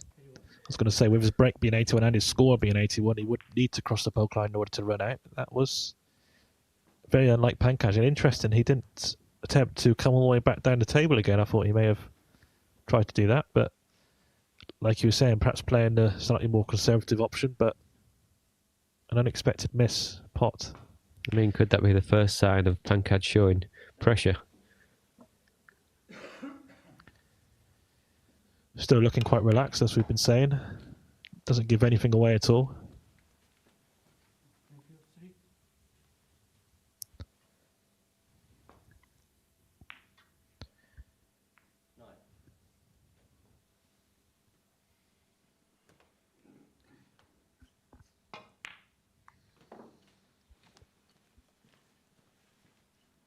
Suri just brings the yellow towards the top of the table, drop cannon position.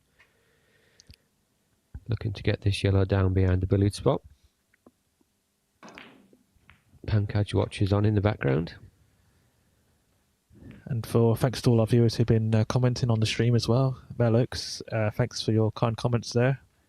Yeah, it's a shame you couldn't attend this event. One of our regulars, of course, Mel, and hopefully we'll see you very soon. Adrian Wright says it'll be interesting if Shuri can get through Q scoring onto the snooker tour.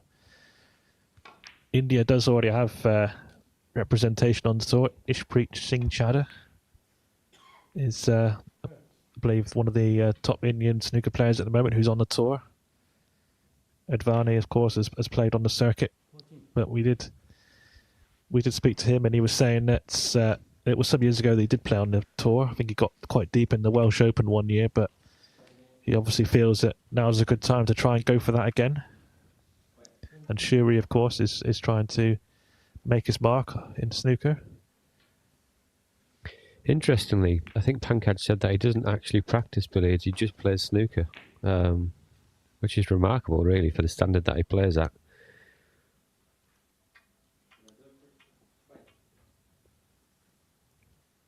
We just see an unexpected miss on the other table there by Peter Gilchrist.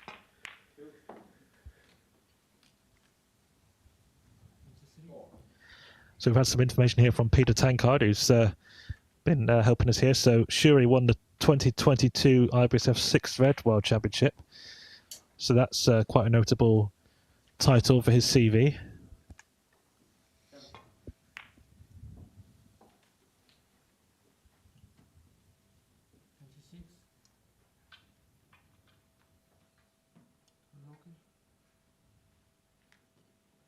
I remember seeing Shuri play a few years ago when we had the World Championship at the Northern Snooker Centre in Leeds. And he was certainly showing such a promising game at that point. I believe his father is a referee as well, as refereeing at that event. So if he's watching, I hope you're doing well. And I'm not quite sure exactly how much Shuri plays. I imagine he practices quite a lot. I remember back then it was said that he used to practice for hours and hours at that point, and he's certainly a contender for major titles, as you can see. And hopefully he'll be competing in the long format World Championship in the near future. That'll be fantastic to see. Yeah, I think if he wants to do well at snooker as well, Chris, I mean, those top players practice all day long, and that really is sort of one chance stuff at the sharp end. We've seen some of that here with the billiards, but very much so in the snooker. It's a long pot and frame over, I guess. But he seems fearless, and he believes in his own ability, so good luck to him.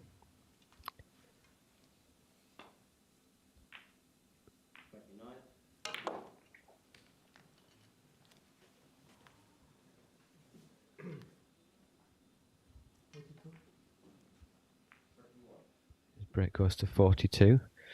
He needs another 44 to make it 4-3 in this game. It's interesting what you were saying, Darren, about Pankaj practicing a lot of snooker, maybe not practicing as much billiards, and playing in high-level events for both games. But he did say, I think he was saying to us, or maybe it was an interview, but he said recently that he really enjoys mixing both of the games, snooker and billiards. He thinks that the two sports complement each other in terms of the skills that are required.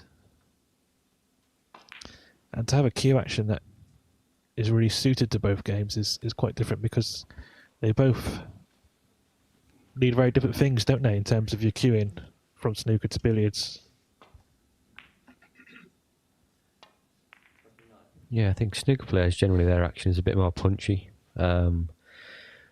Whereas we would look to, I guess, cue through the ball a little bit more than they possibly do. Obviously, the likes of Ronnie and Sean Murphy possibly have a slightly more billiards-esque action. But Pankaj seems to have got something that works for both games, and Suri's the same, I guess.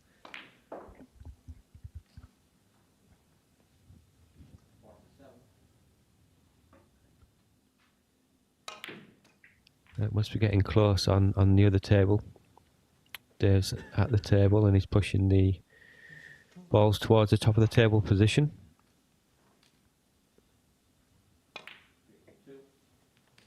Nice close up there from 2IP Live, Sam Jones, who's doing our streaming. Sam does a fantastic job.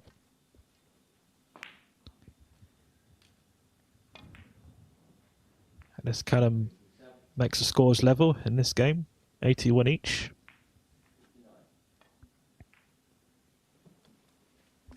You would expect Shiri now to run out.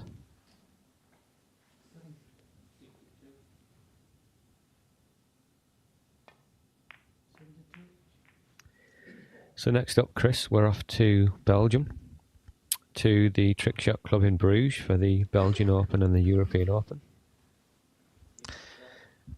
Yeah, looking forward to that. We've been to Bruges twice previously. This will be our third visit. Ollie and his team at the Trick Shot Club make us feel very welcome. Great playing conditions. Great to see some local players, local referees. Promises to be a great event, that. We'll be there for 5 days in total.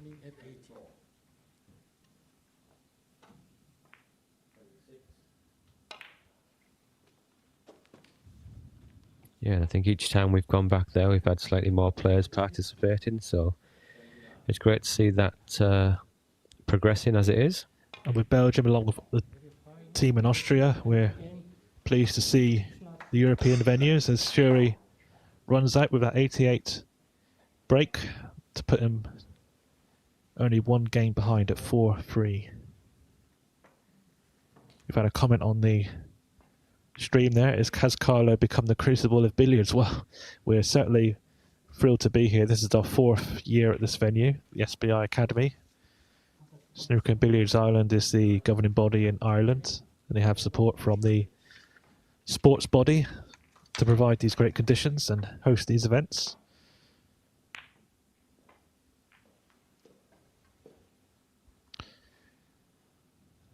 And it's looking like Dave's just closing this game out on the other table. He's crossed the balk line.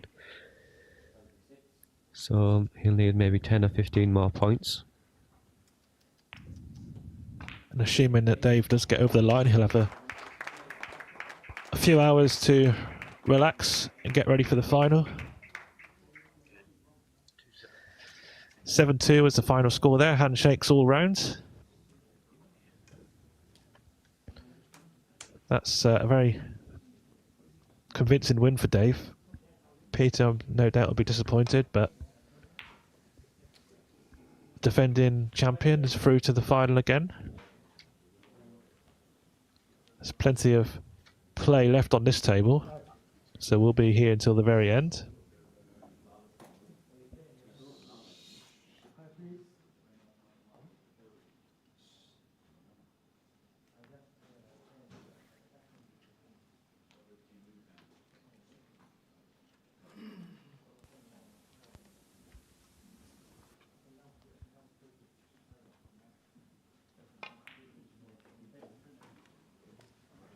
So Dave safely through to the final of the Macau Casino World Matchplay Championship here at the SBI in Carlo. And who will join him? Pankaj Advani or Suri?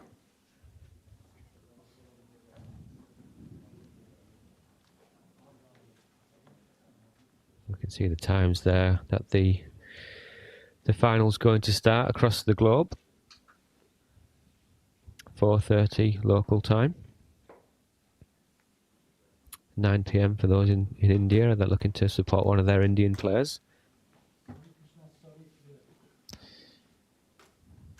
So with Pankaj having had his white potted by Shuri, he can now play into bulk on these modified rules.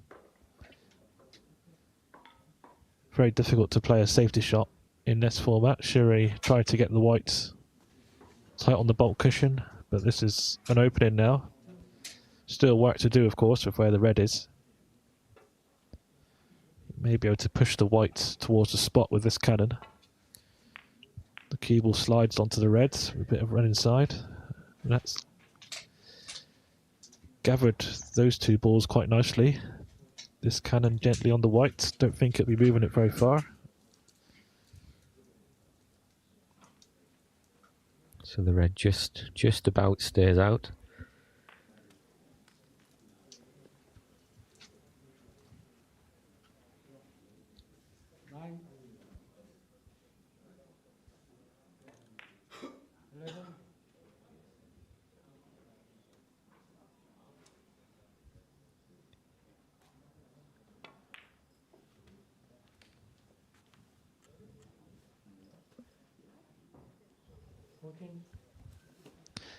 Yeah, John Metcalf has said Dave Corsia seems to have got better as the week has gone on. Well, I think you're right. Even for such great champions like Corsia, they can really turn it on when needed. He had a couple of close finishes or a couple of close situations in the group stage, which could have gone either way, but he came through.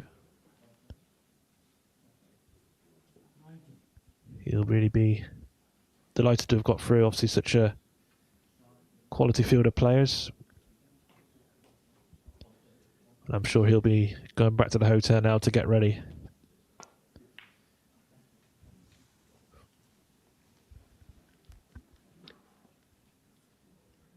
Yeah, I'm sure Dave will be hoping that this game goes right down to the wire.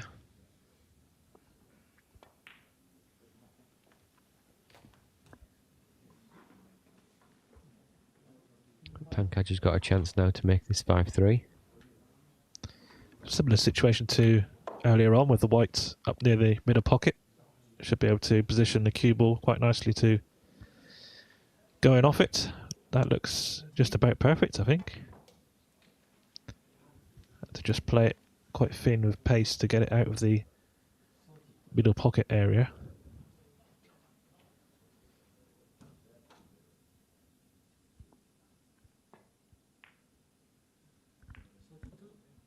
So another similar shot to what he played earlier, quite a conservative controlling shot. Brings the white towards the middle pocket to leave the in off.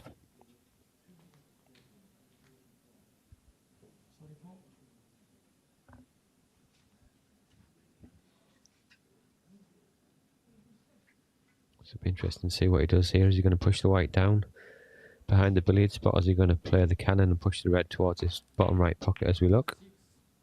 He's done the latter.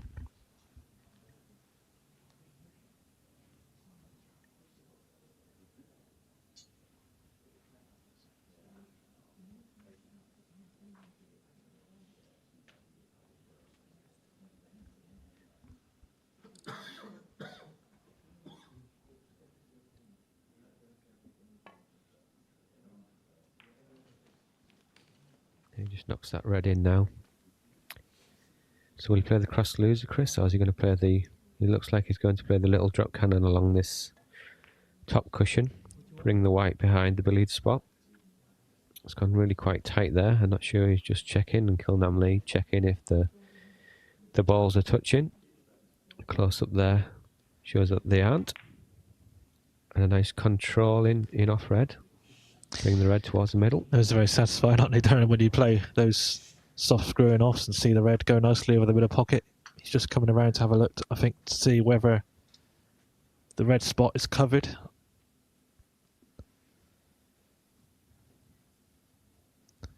If it is covered, then when the red gets potted, it will go on the pyramid spot, which is the pink spot in snooker. Looks very tight. Obviously, the player has to make their own determination. They can't measure it or ask the referee, but maybe he thinks that it's a bit too tight, so trying to perhaps leave a drop cannon and just drop onto the white. But even playing a few middle pocket in offs like this is not a bad idea. Eats up a... well, gets you a bit closer to the target, 100 points of course. Just having another look again. I think he wants to play the pot, Darren, but just a bit unsure where the red will go.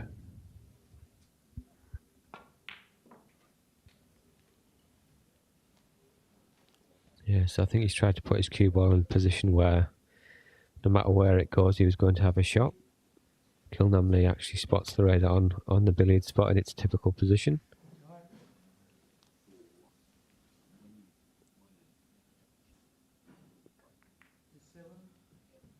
So we wouldn't expect Pankaj now to miss from this position.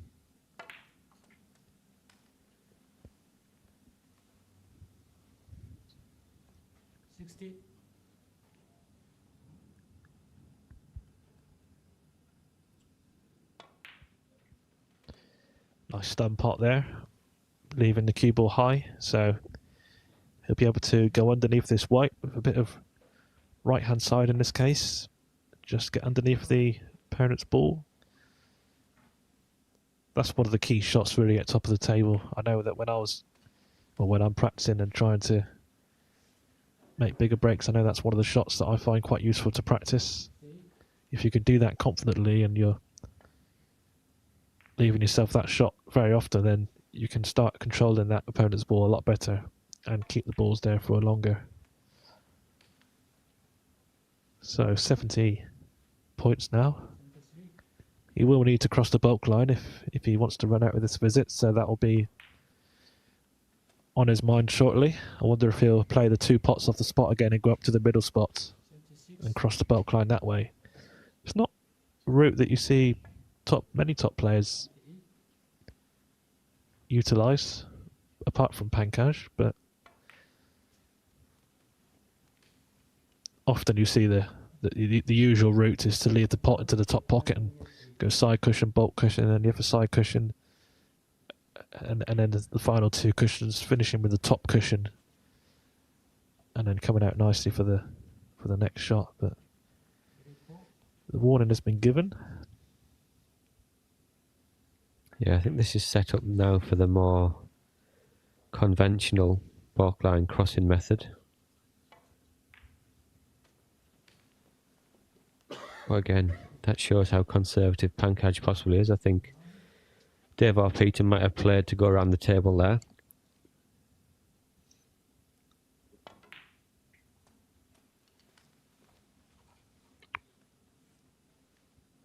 Well, that's the first pot off the spot.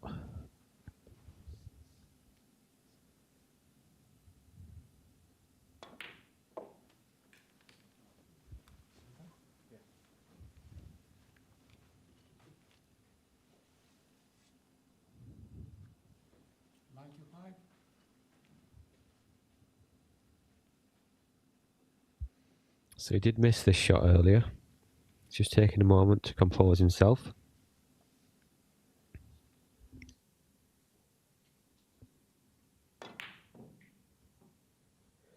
Would you believe it? It's very surprising that, isn't it? To see Pankaj miss that pot now twice. You can only put that down to pressure, Chris. I think you're right. It's just goes to show what's at stake here. Pankaj is well aware that Suri can capitalise on any opportunities that he gets. Although this is not a great opening, but I'm sure from Suri's point of view, he'll just be happy to be back at the table.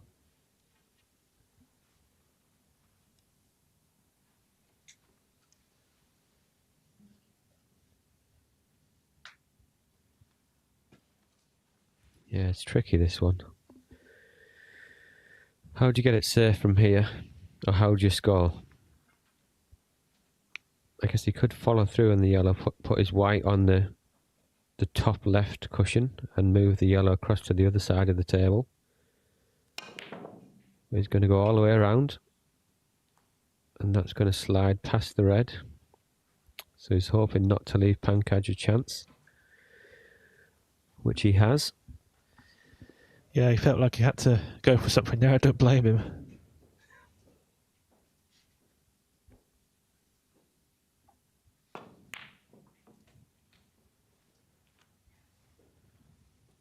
So he needs 3 points from here.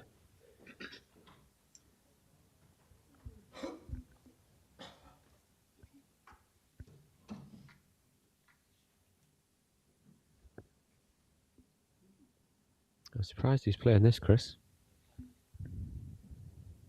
Looking to knock the white into the middle.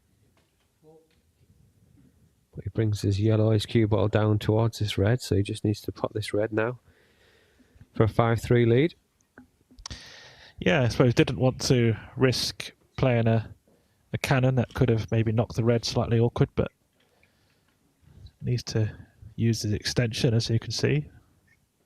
Quite a long bridge, this.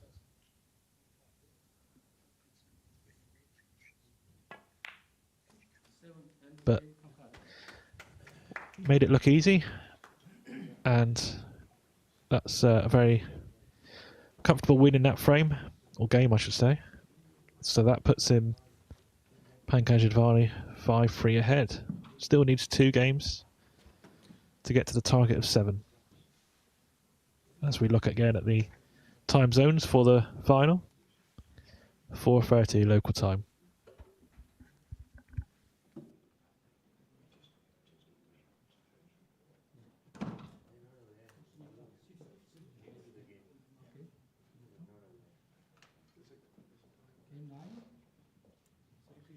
Shrikrishna Suri.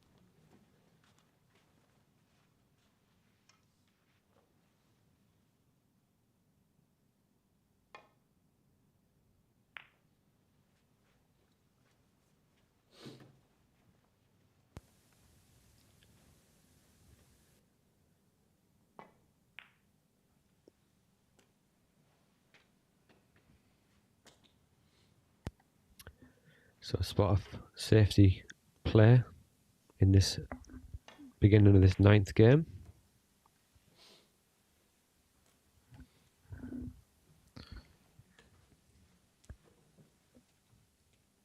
Yes, just going back to that centre pocket pot that Pankaj missed in the last game. We've had a comment on the stream saying that he's missed that about 3 times in this match, which is really unlike him.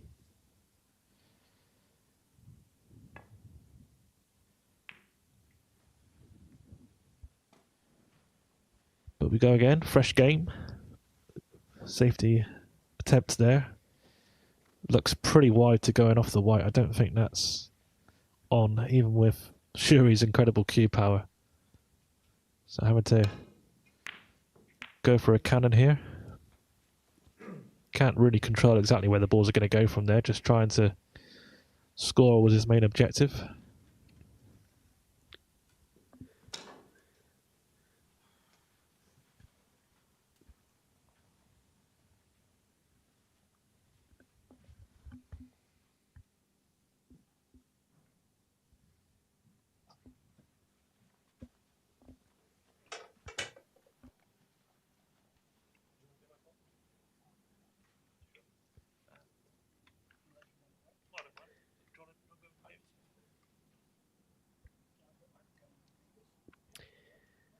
So I think we're just about ready for another change of commentators as we hand over to our fantastic tournament director and World Billiards director Angus McAnally, who'll be joined again by Peter Tankard to see you through the conclusion of this game.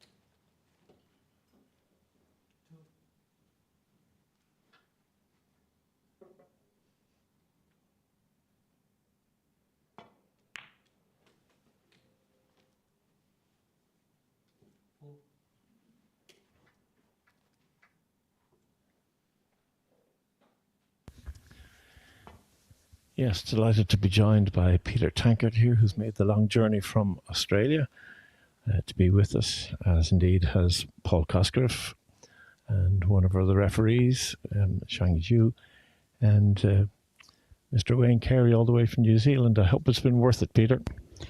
Well, what a tournament, Angus. What a tournament. Congratulations to you for running this. They tell me that Ireland is the land of saints and poets. I can't possibly argue with that. They used to say scholars as well. Yes. Well, Some people say sinners as well, Angus. All of the above. I recognise each and every one of those, and they're all in my own family. But I have to say, it is just so wonderful to see the quality of billiards that we've been treated to here.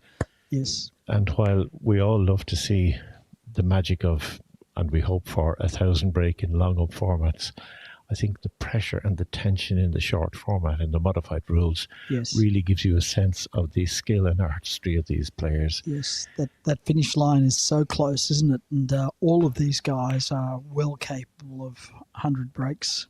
Oh, uncharacteristically spare. I was just going to say, I have seen Pankaj Advani miss more shots in the last hour than I have, I think, in every match I've watched all through the whole of this tournament. I agree. As we said, he was the only player to go through the group stages without dropping a single frame, even against the mighty Darren Clark, your former commentator. Managed to get 5-0 up against Darren. That's not an easy thing to do, I can assure you. And of course, he's well aware of the firepower of Shrikrishna, who I have to say pots balls longer, harder, faster than anyone I've seen, even on the professional snooker circuit. Yes. Although I did see earlier on in this match, I walked past the table and he clattered one so hard into the corner pocket that the ball said, "I'm terribly sorry, I've no desire to go into this pocket," jumped out and ran around the table for about 4 hours. Yeah. It was like running down the shot clock in the shootout in snooker. Yes. Well, I suspect that what's happening here is Shrikrishna is a very young man, as I say, and he's probably the only player. Because he's young, he knows he's still improving. He knows he's got years ahead of him in the game. Most of the other players, I'm going to, and I don't mean this disparagingly, but I think Pankaj has the wood on them. I think mentally they know his record. They know that he's a fierce competitor, and they've been beaten so many times that they're slightly in awe of him. I don't think that's the case for Shrikrishna.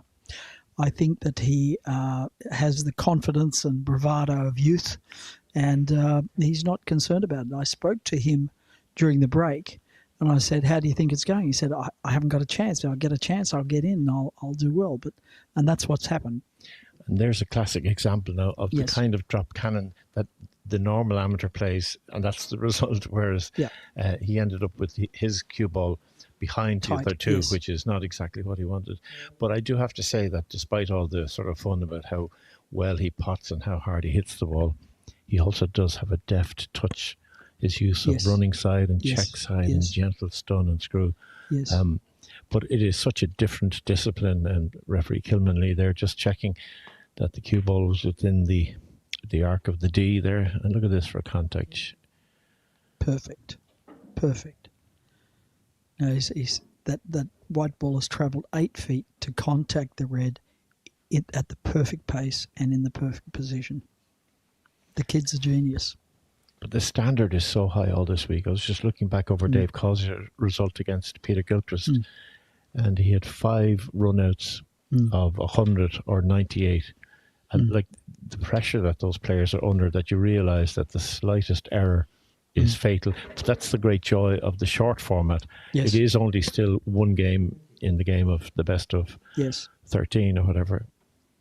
And this is a huge game now for Suri, because if he can get to 5-4, he'll suddenly feel that he has a chance. Whereas earlier on in the match, it looked like Pankaj was going to run away with it. So if you're watching the feed, please give us your comments. Tell us how you think the match is going. Tell us your views about Shrikrishna's style and Pankaj's style.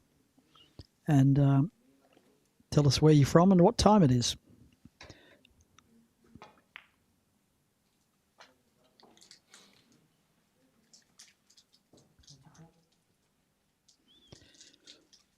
Ball's in reasonable drop cannon position now, but oh no, he's not choosing that. Perhaps a bit wide. No, he's back to the check side drop cannon. We'll need to play this with loads of right-hand side. Spotting it as wide as he can. Onto what you might call the green spot in snooker. Checks with Kilnam Lee that it's still legally spotted.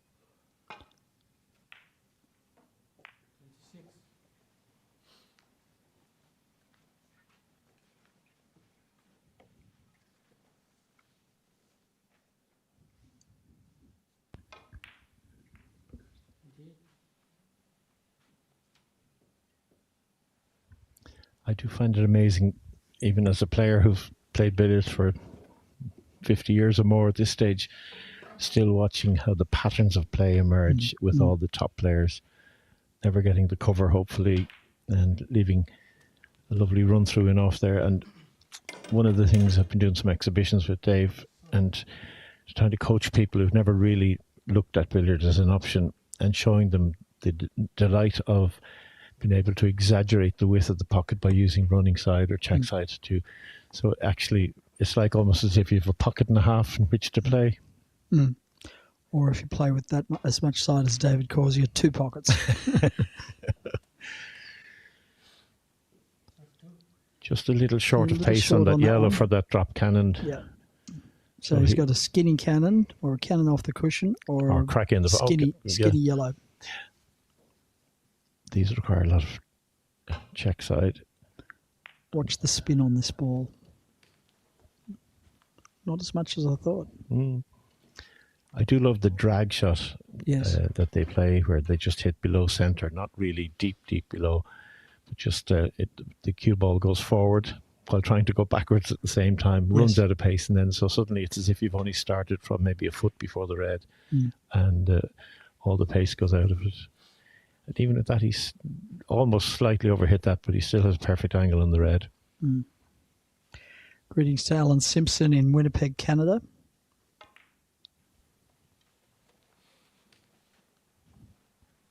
And thanks for getting up early to watch. Arthur Wynne, a wonderful player who actually has played a fantastic, I think it's a 5 or a 6 cushion cannon when he's double balked, plays it as a trick shot. He says, "Hi Angus Peter, I heard in an earlier match a referee giving the player 3 shots each to resolve a stalemate. Is this a new rule for this tournament?" It's not a new rule, it's a rule with regard to stalemate, because obviously with the magnitude of a mistake at this format, both players could be tempted to tip-tap. So the referee... But that wasn't the case, and in fact that was a Rob Hall match, and it was one of our Korean referees who pulled them up. And both players actually said, we don't think this is a stalemate, because although we're playing a safety result, they're different shots each time. And I think the stalemate is for where you get into a repetitive situation. This was not repetitive. They were different shots each time. So, but Arthur, in the stalemate situation, the referee will give both players 3 more shots to resolve it. But that rule's been around for as long as I can remember. Seldom enacted.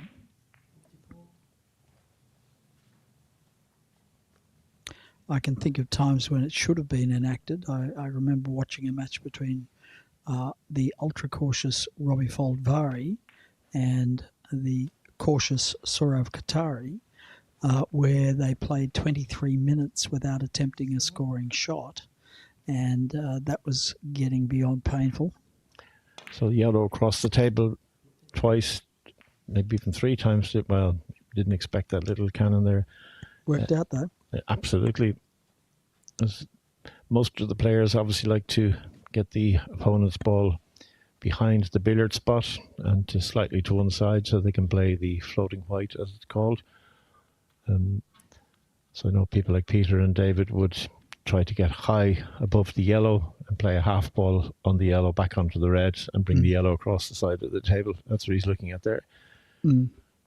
So we've been asked, what are the parameters for a legal ball within the D when a player asks the referee to check?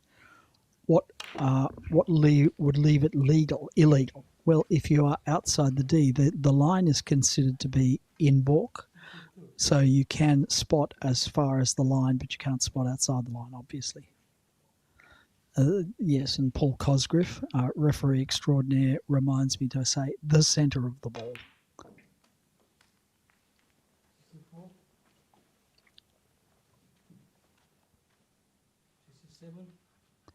And some players habitually ask the referee. I think that's a bit of a waste of time, really. You know if it's spotted accurately, and the referee does too. But some players, Matt Bolton from Australia, habitually asks the referee.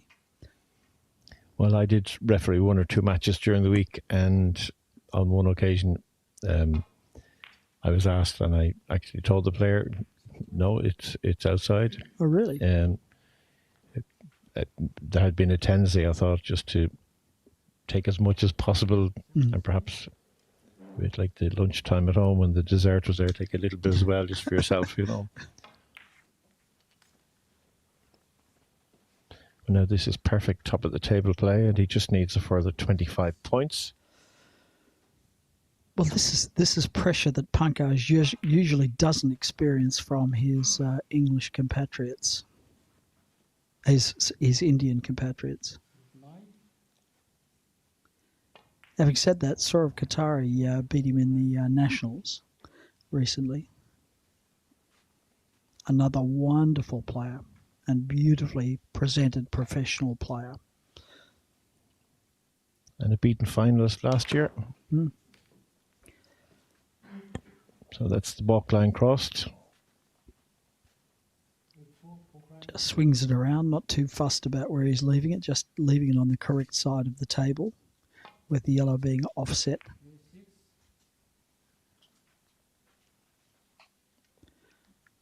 I love watching this guy play.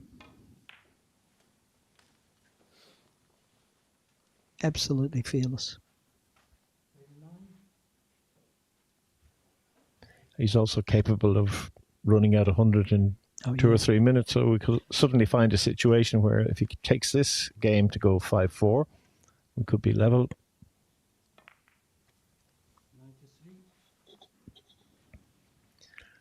Two more scores required. Will he stun and stay where he is for the cross loser? Yep. Again, a standard training shot for people learning billiards is this ball from the line of either corner pocket, and if you play half of the red, it should automatically go in. And that's it. That's it, 5-4. Closing the gap. We have a match on. We definitely have a match on.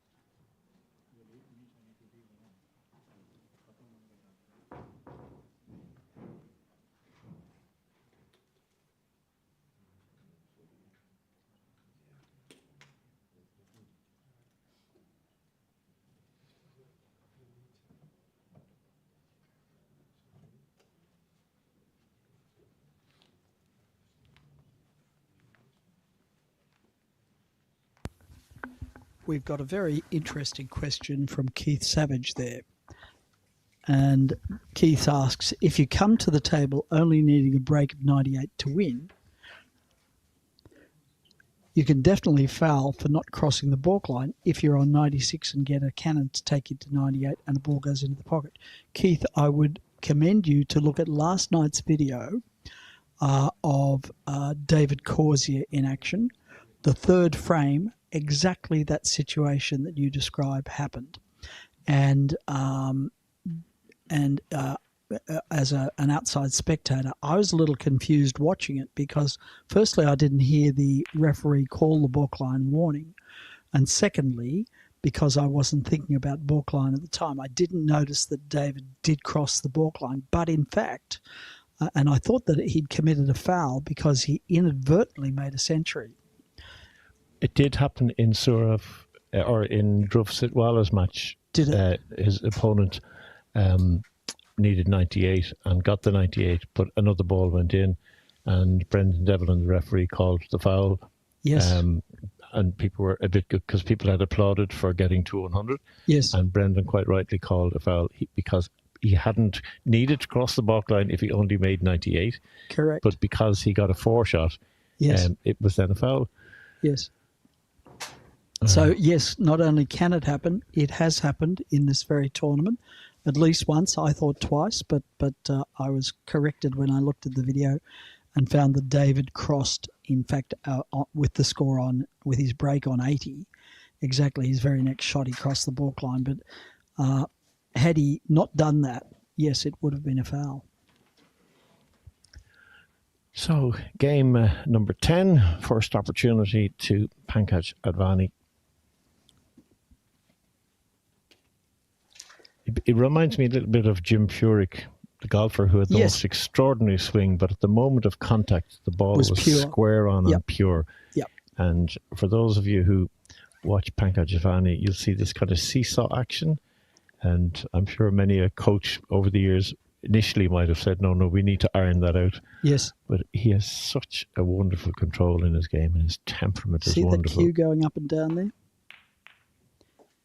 And as I've already said, for those perhaps that didn't hear it, you look at him, he doesn't chin the cue, he starts 3 inches above the cue, and the seesaw goes up and down. On the last seesaw action, he draws it all the way back for the pause and touches the chin. You'll see it here. All the way back, touches the chin, and then releases. He didn't quite get enough bottom and left-hand side on that shot, and he'll be disappointed now, hoping for maybe a little bit of cover. The cue ball, the white ball, was to continue moving, but a perfect opportunity now for a skinny off the red. Just touch the yellow and leave the pot hanging. And he should be in... a little overhit.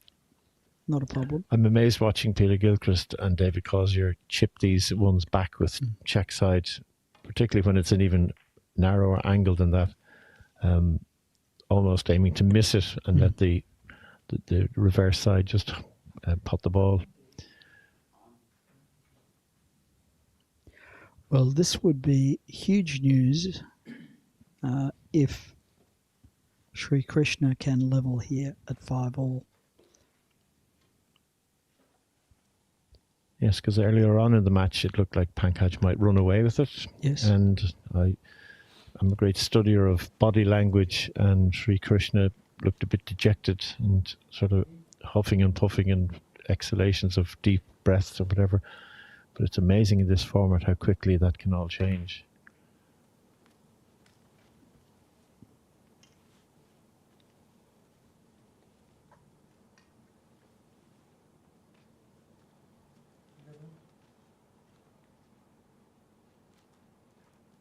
Now, if Shrikrishna could get down to the right-hand side of the yellow and maybe Like 2 or this. 3 inches off the cushion, he's the perfect, that looks absolutely perfect. A half ball off the yellow will correct the yellow in behind the billiard spot, and you'll get half of the red here and push it towards the, that's absolutely textbook. Beautiful. Played with right-hand side there to get high on the red. Just grazes it on the way back. Yes, a thinner contact than he would have wanted by the Yeah. shake of the head. Yes.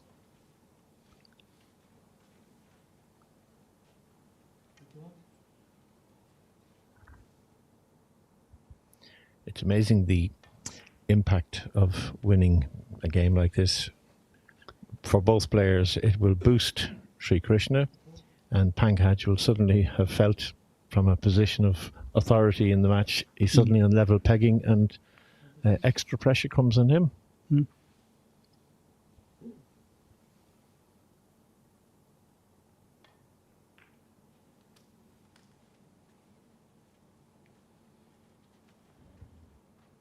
A question again from Keith Savage, who has enthusiastically embraced being a referee at many of the WVL tournaments. Will the commentator be playing in the Northern Ireland versus Republic of Ireland international match in 2 weeks' time? Well, sadly to say, because I've been spending so much time trying to organise WBL tournaments, I haven't played in our national tournaments, and so my ranking is so low that I won't be playing in it. And I definitely won't be playing. We'll make you an honorary Irishman. You can take my place. I would be very proud to be that.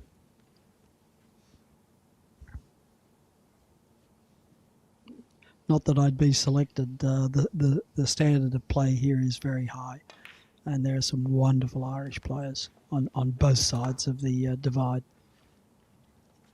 Yes, indeed. On the island of Ireland, we have Wayne Doyle, Christian Kirk. Kenny Campbell. Yep. Wonderful players. Now, Wayne Doyle took 2 frames off David Corsier, did he not? He In the certainly group did. stages. He did indeed. Exactly the same number that Peter Gilchrist got in the semi-final. And that after Wayne's car had broken down on the outskirts of Carlow, his battery went, and he rang the tournament officer saying, "Can somebody come and get me, please? I'm going to be late." So he arrived in with a couple of minutes to spare. Or perhaps he needs to fabricate that pressure each time, have a little personal disaster and make him focus on the game. Now, this is absolute perfect top of the table position, particularly for the postman's knock, as it's called, if he wants to play that, where the yellow will just end up trapped every time the white cue ball runs in on top of it.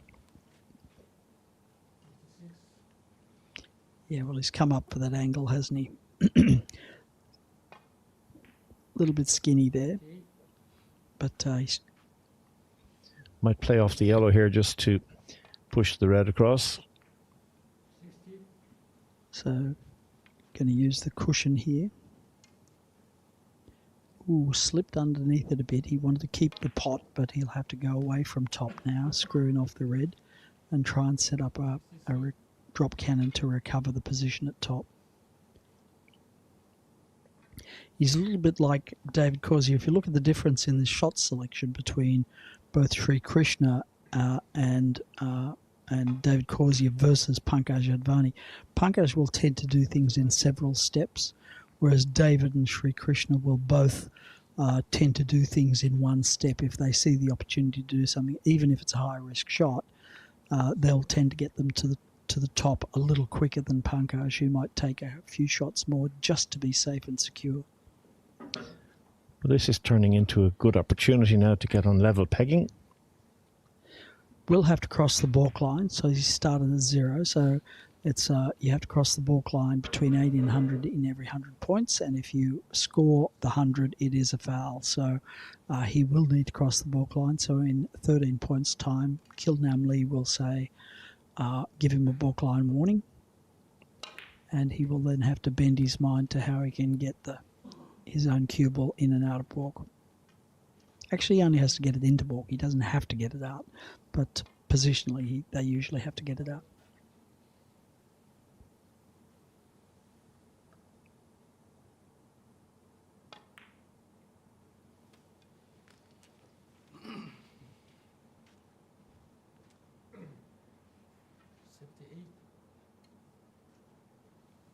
So this pot will take the break to 81. So, as Peter Tankard has just said, the referee will warn him about the balk line crossing.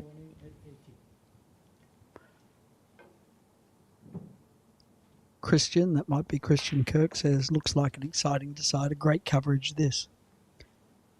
Well, that's just because we paid you a compliment, Christian.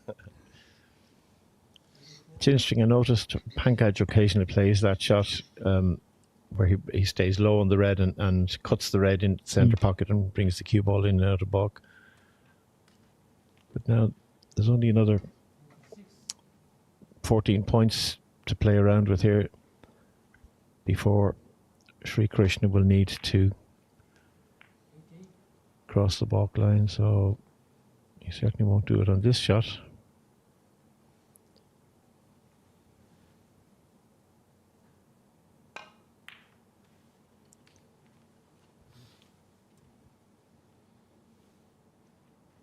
I wonder if he's going to follow Pankaj's example and go 2 red pots, Exactly. stop short of the centre spot and go in and out that way. That's Looks what like it looks that's like what he's indeed. setting up.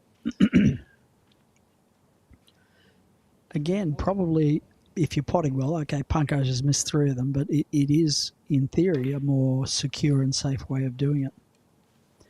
So, yep, got a good angle here, so he can stun in and out of balk. And he's got that yellow into a cannonable position, so it gives him a big margin of error on this shot.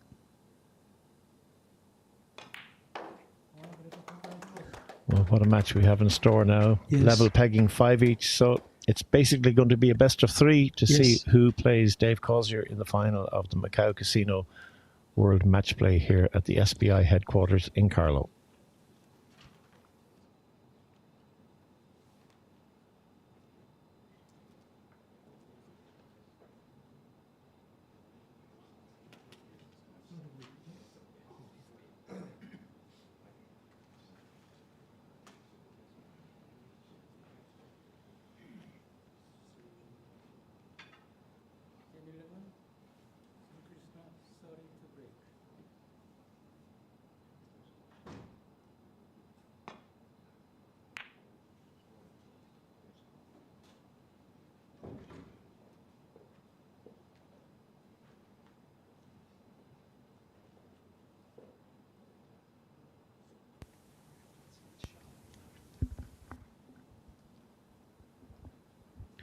Pankaj Advani here will almost certainly try and roll down so that the red is not visible.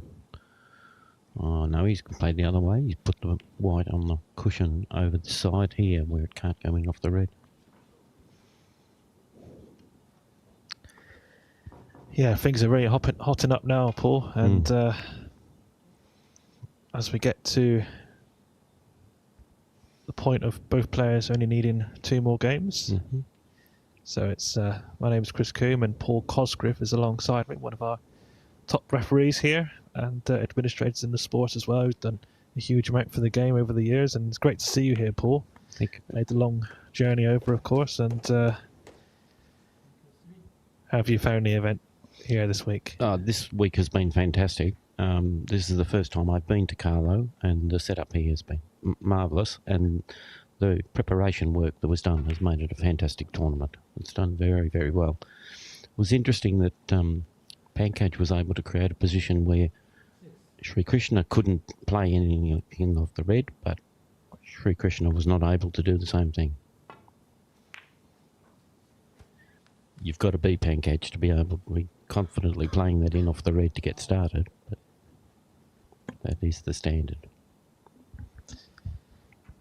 Yeah, so it looks like Pankaj has got this long loser off the red, looking to set up a drop cannon ideally to get the white back into a good position.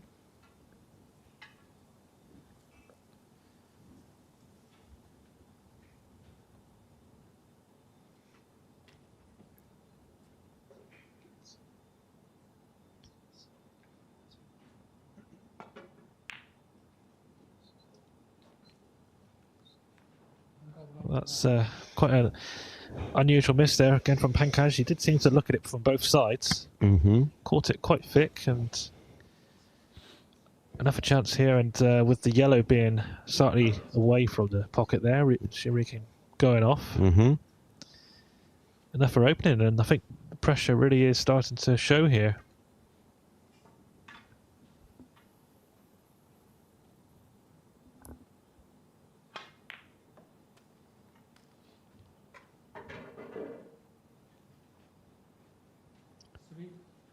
So where will Sri Krishna put the yellow? Well, I think as you can see, a lot of these players, they don't like to send the yellow directly into a drop cannon position. It's safer to try and leave the in off and then set up a drop cannon. But that in off just slid a bit up the cushion a bit further than he was intended, and has not left himself the in off. So that was a disappointing outcome from his point of view. Trying to play a recovery cannon now, send the balls around the table. You can still keep going here, but this takes a little bit of recovering to get things back under control. So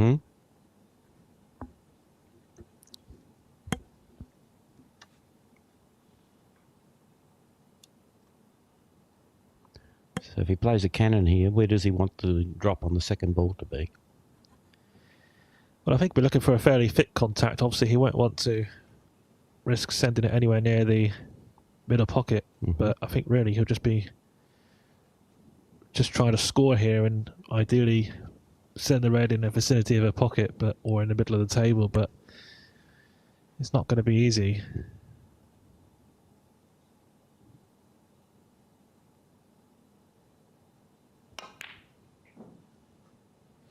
I think his main concern there was just trying to get across to the yellow, but got into it too much. He went closer to the pot than he did to the cannon.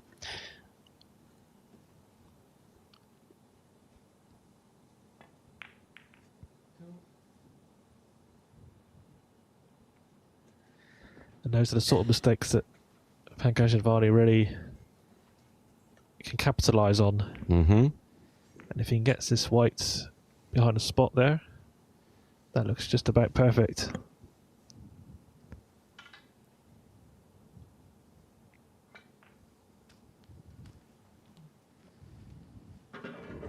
It's great to see a close match. Obviously, you can see some one-sided matches in this format, which is great to see the top players have such commanding performances and dominate the table, but this really, perhaps you get to see the other side of billiards, some close games, some chances going either way, perhaps a bit of pressure showing, missed pots that you may not normally see, and so on.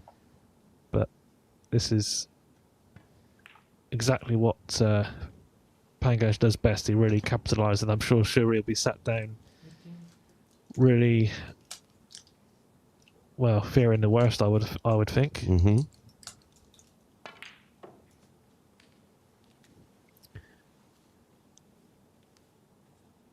So from this side, you would expect postman's knock?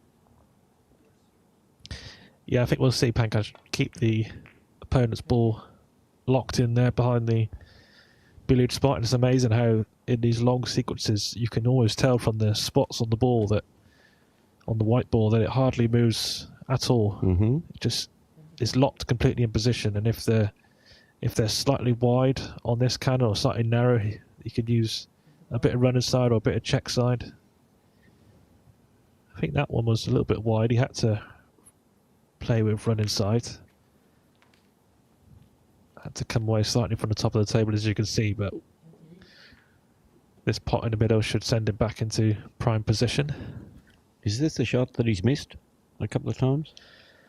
Well, he has missed a pot red off the middle spot when trying to cross the bulk line after playing 2 pots off the spot. Mm-hmm. But even those pots in the middle, I mean, they do seem to... You can't off them. I mean, these top players make it look so easy, but those middle pockets are quite sharp, to say the least.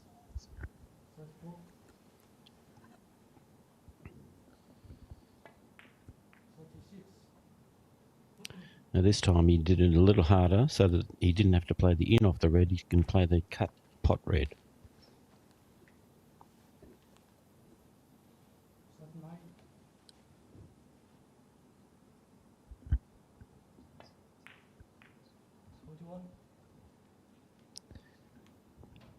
So we've had some comments here in the stream. Thanks for everyone who's tuned in and who's watching here. We've had a question here, Paul, as one of our top referees. I'll let you answer this one. So if a player gets to a 99 break and doesn't cross the bulk line, Andy Hassak has asked, is it the end of the break or does the break continue until the bulk line gets crossed? We've had a similar situation here, haven't we?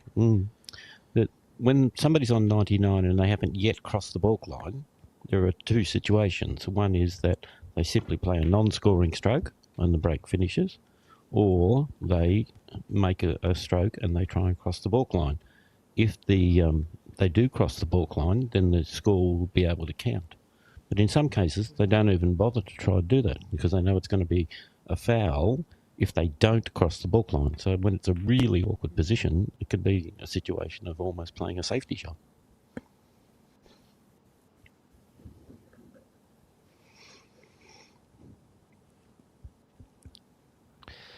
Yes, and also Roy Bacon has commented here about our stream. So nice to hear from you, Roy. Yes, of course, the correct term is games. So this is a game of 100 up, not frame. It's easy to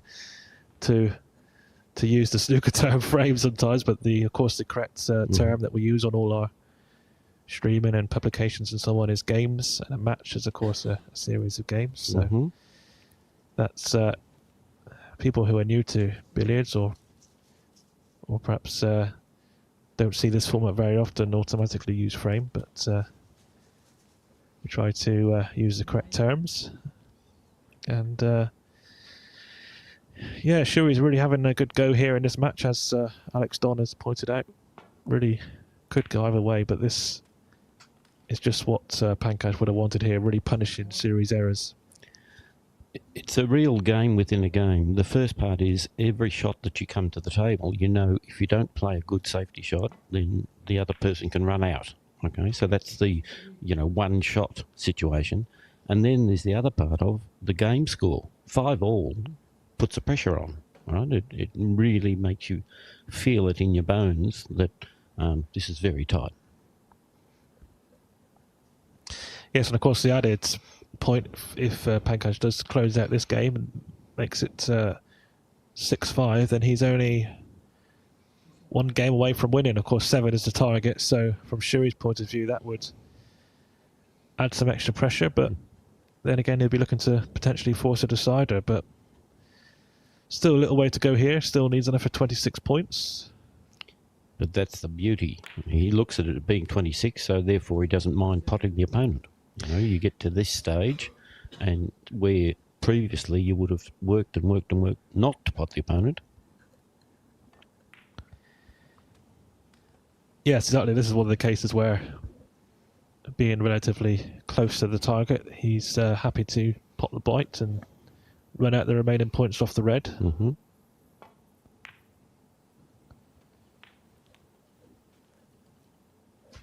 Especially since he was on 9 before the break started, so therefore he knows he doesn't even need to cross the bulk line. So He was happy to pot the opponent when it got into that awkward situation.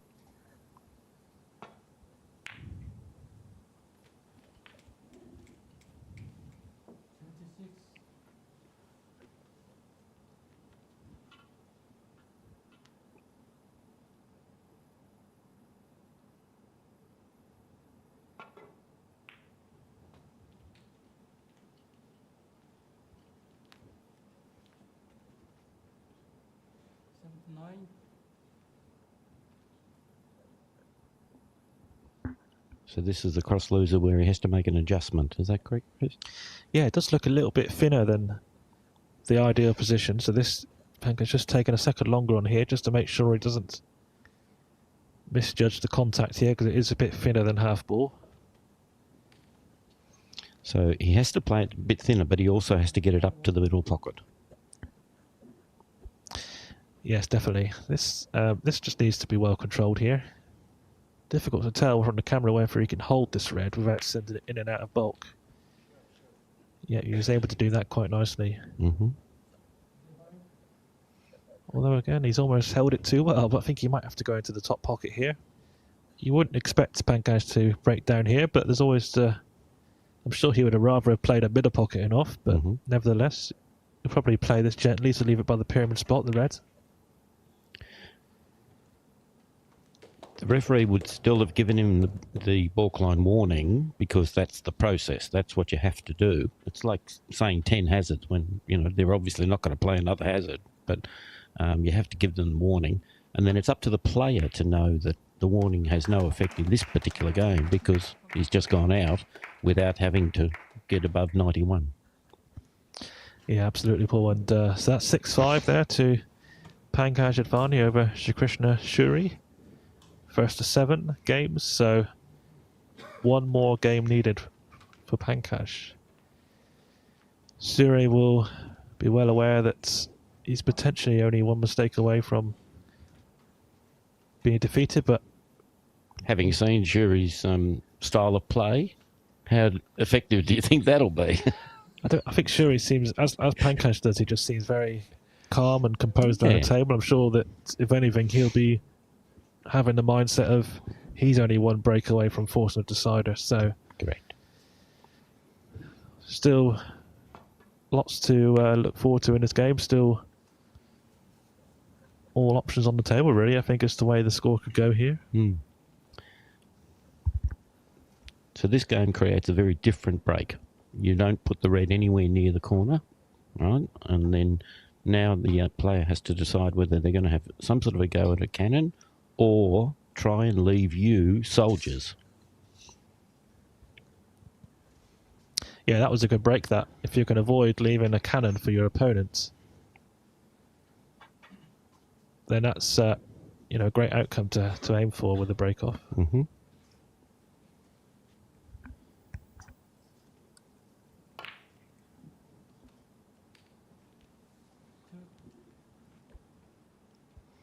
It's a clever shot. At least gets himself started. Now he has to try and work out the problem of getting to the red.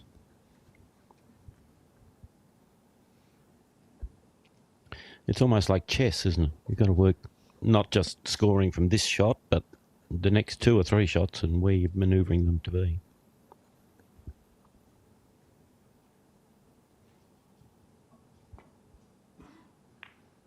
And therefore he's decided safety is the best option. So he's going back for the line-up position.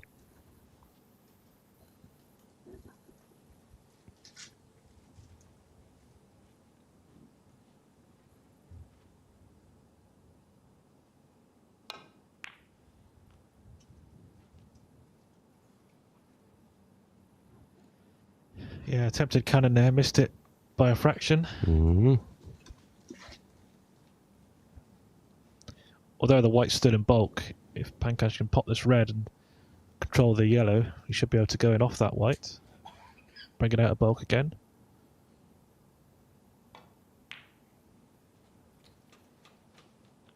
Yes, it's exactly played the way you visualised it. It was obviously what he visualised as well. And now we'll try and get the white out into the open play. And then from the open play, try and get to top of the table because that's the quickest way he can score the 100 points he needs. Or in this case, 98.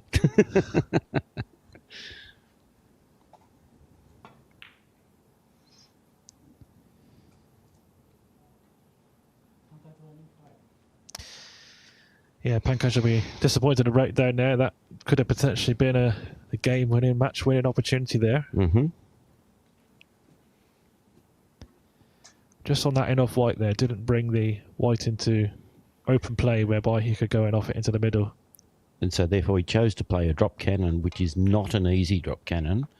And it also, if you play it to guarantee hitting the red, you're putting the red in the wrong position. So he played it from the top for fine contact and missed it.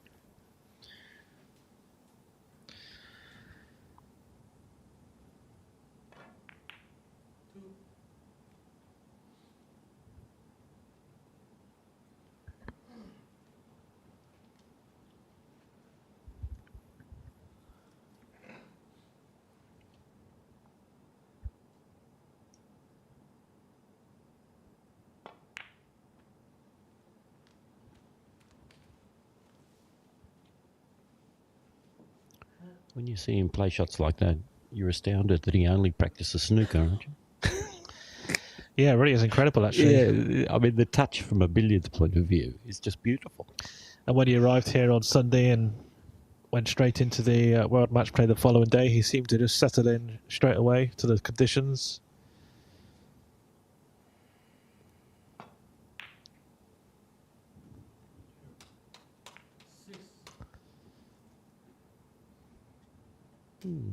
Pankaj has worked so hard on his game, obviously, over the years to get to where he is, the level that he's got, and obviously the huge number of titles that he's won over the years. So I remember in Leeds in 2014 when I was refereeing there, and Pankaj made a 701 break in the World Championship and then a 575, I believe, the very next visit. So that just gives an idea of the sort of level he was playing even, 10 years ago when he was obviously a lot younger, but incredible player, incredible cueist.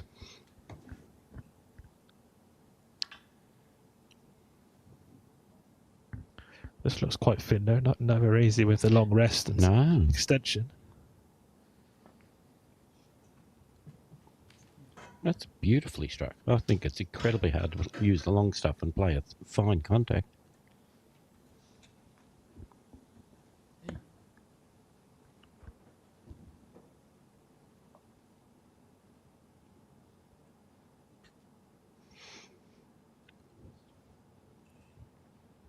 So just checking that he's correctly placed his cue ball inside the D. He's allowed to ask the referee to check.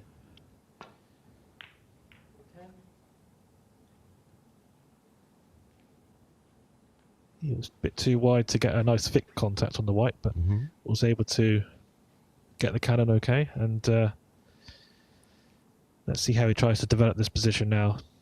Dropping gently on the white. I think we could see a drop cannon coming up very shortly.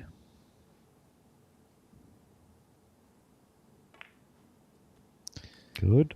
Such a key shot, the drop cannon, and I think when I try and practice, I always try to not just look at the pace that I'm playing the shot, but the contact on the red is so important. And you see these top players, they very rarely get it wrong.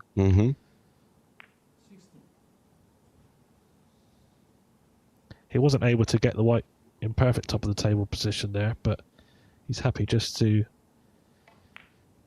have another shot off the white, and I think we'll be seeing another go at this drop cannon here.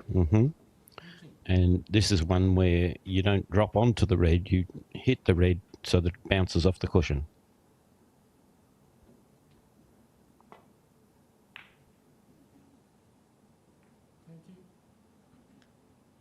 He got it very thin. I thought he would try and bounce the red up a bit more than that. This is interesting, isn't it, how they judge the side of the top cushion? They play that cannon so confidently. Yes, especially with the cushions sliding quite a lot with new cloths and so on. And the heating, it all has an effect on how the table plays.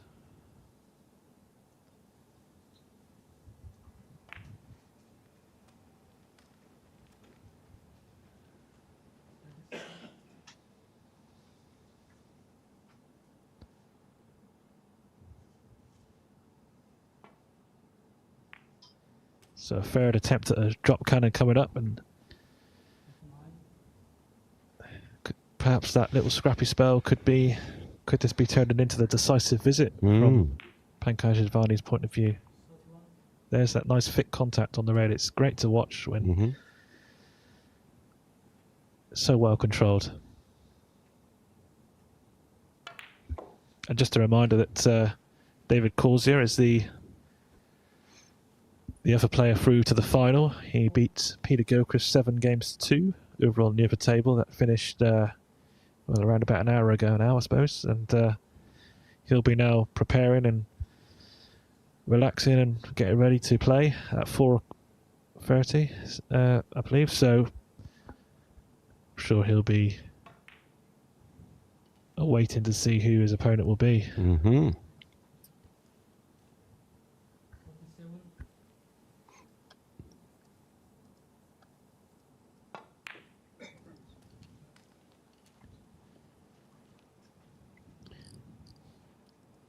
Now, that was an attempt to go in off the white and put it back in another drop cannon position.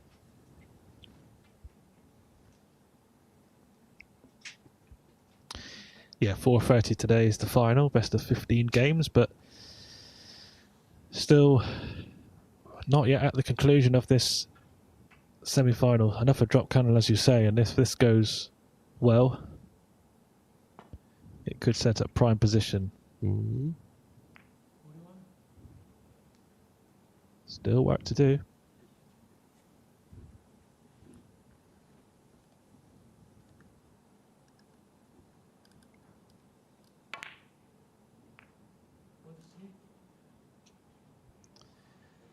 Just briefly going back to that semi-final between David Corsier and Peter Gilchrist. The last 5 games in that match, which Corsier won, the breaks were 100 unfinished, 101 unfinished, 100 unfinished, 101 unfinished, and 90 unfinished. So, how about that? Not bad, is it? No, and it shows that Peter didn't do much wrong. The other fella just potted out every time he got a chance. Yeah, I mean, Peter scored 2, 14. He had 55 points in the 7th game, then 4, then 20. So it just goes to show that Corsier really clicked into another gear there, which is just shows what a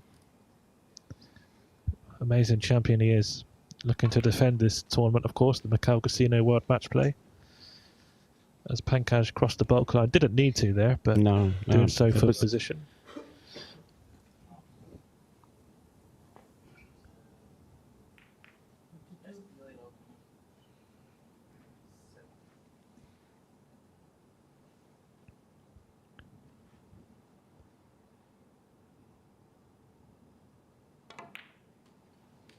I think having played 4 drop cannons in this break, he decided, well, if I pot the red, I can play a cannon from the red to the white, and maybe I'll have a little bit more control.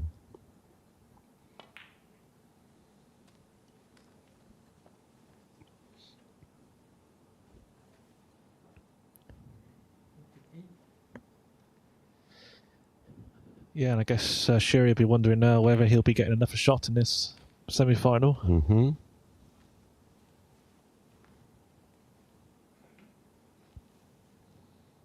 He did miss a pot off the spots earlier on in this game.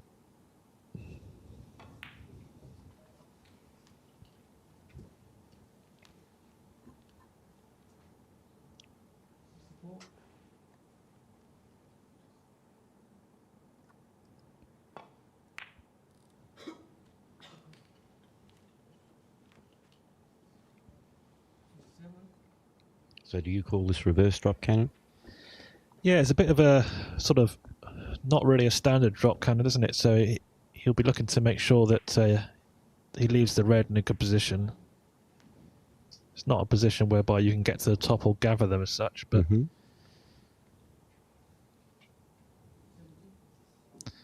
just come around to have a look where you're going to leave the cue ball after this shot. This could be a little bit tricky. He would have wanted it easier than this. So he just got to take care of this shot. Perhaps he knows that if this one goes in, this red gets a nice position for the next shot, then could well be all over.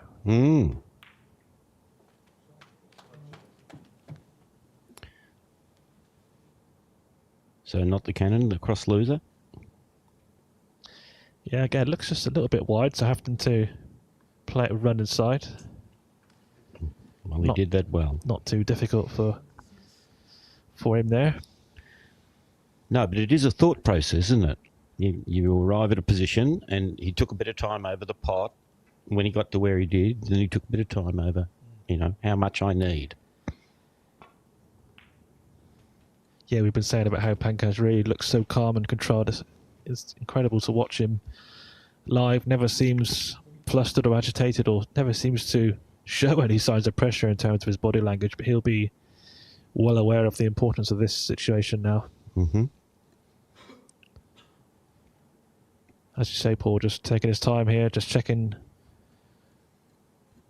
where he's going to leave the cue ball after this pot. Although Shrikrishna is on obviously 0 points, he knows that he's not going to give him any chances. He wants to close the game out here and now. Mm-hmm.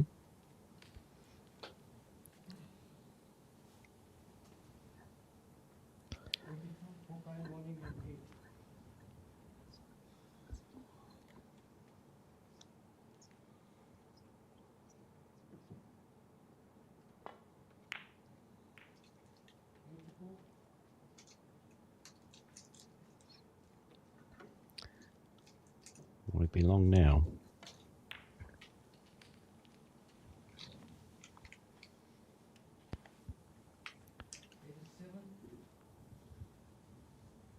So he needs 2 more pots on the red.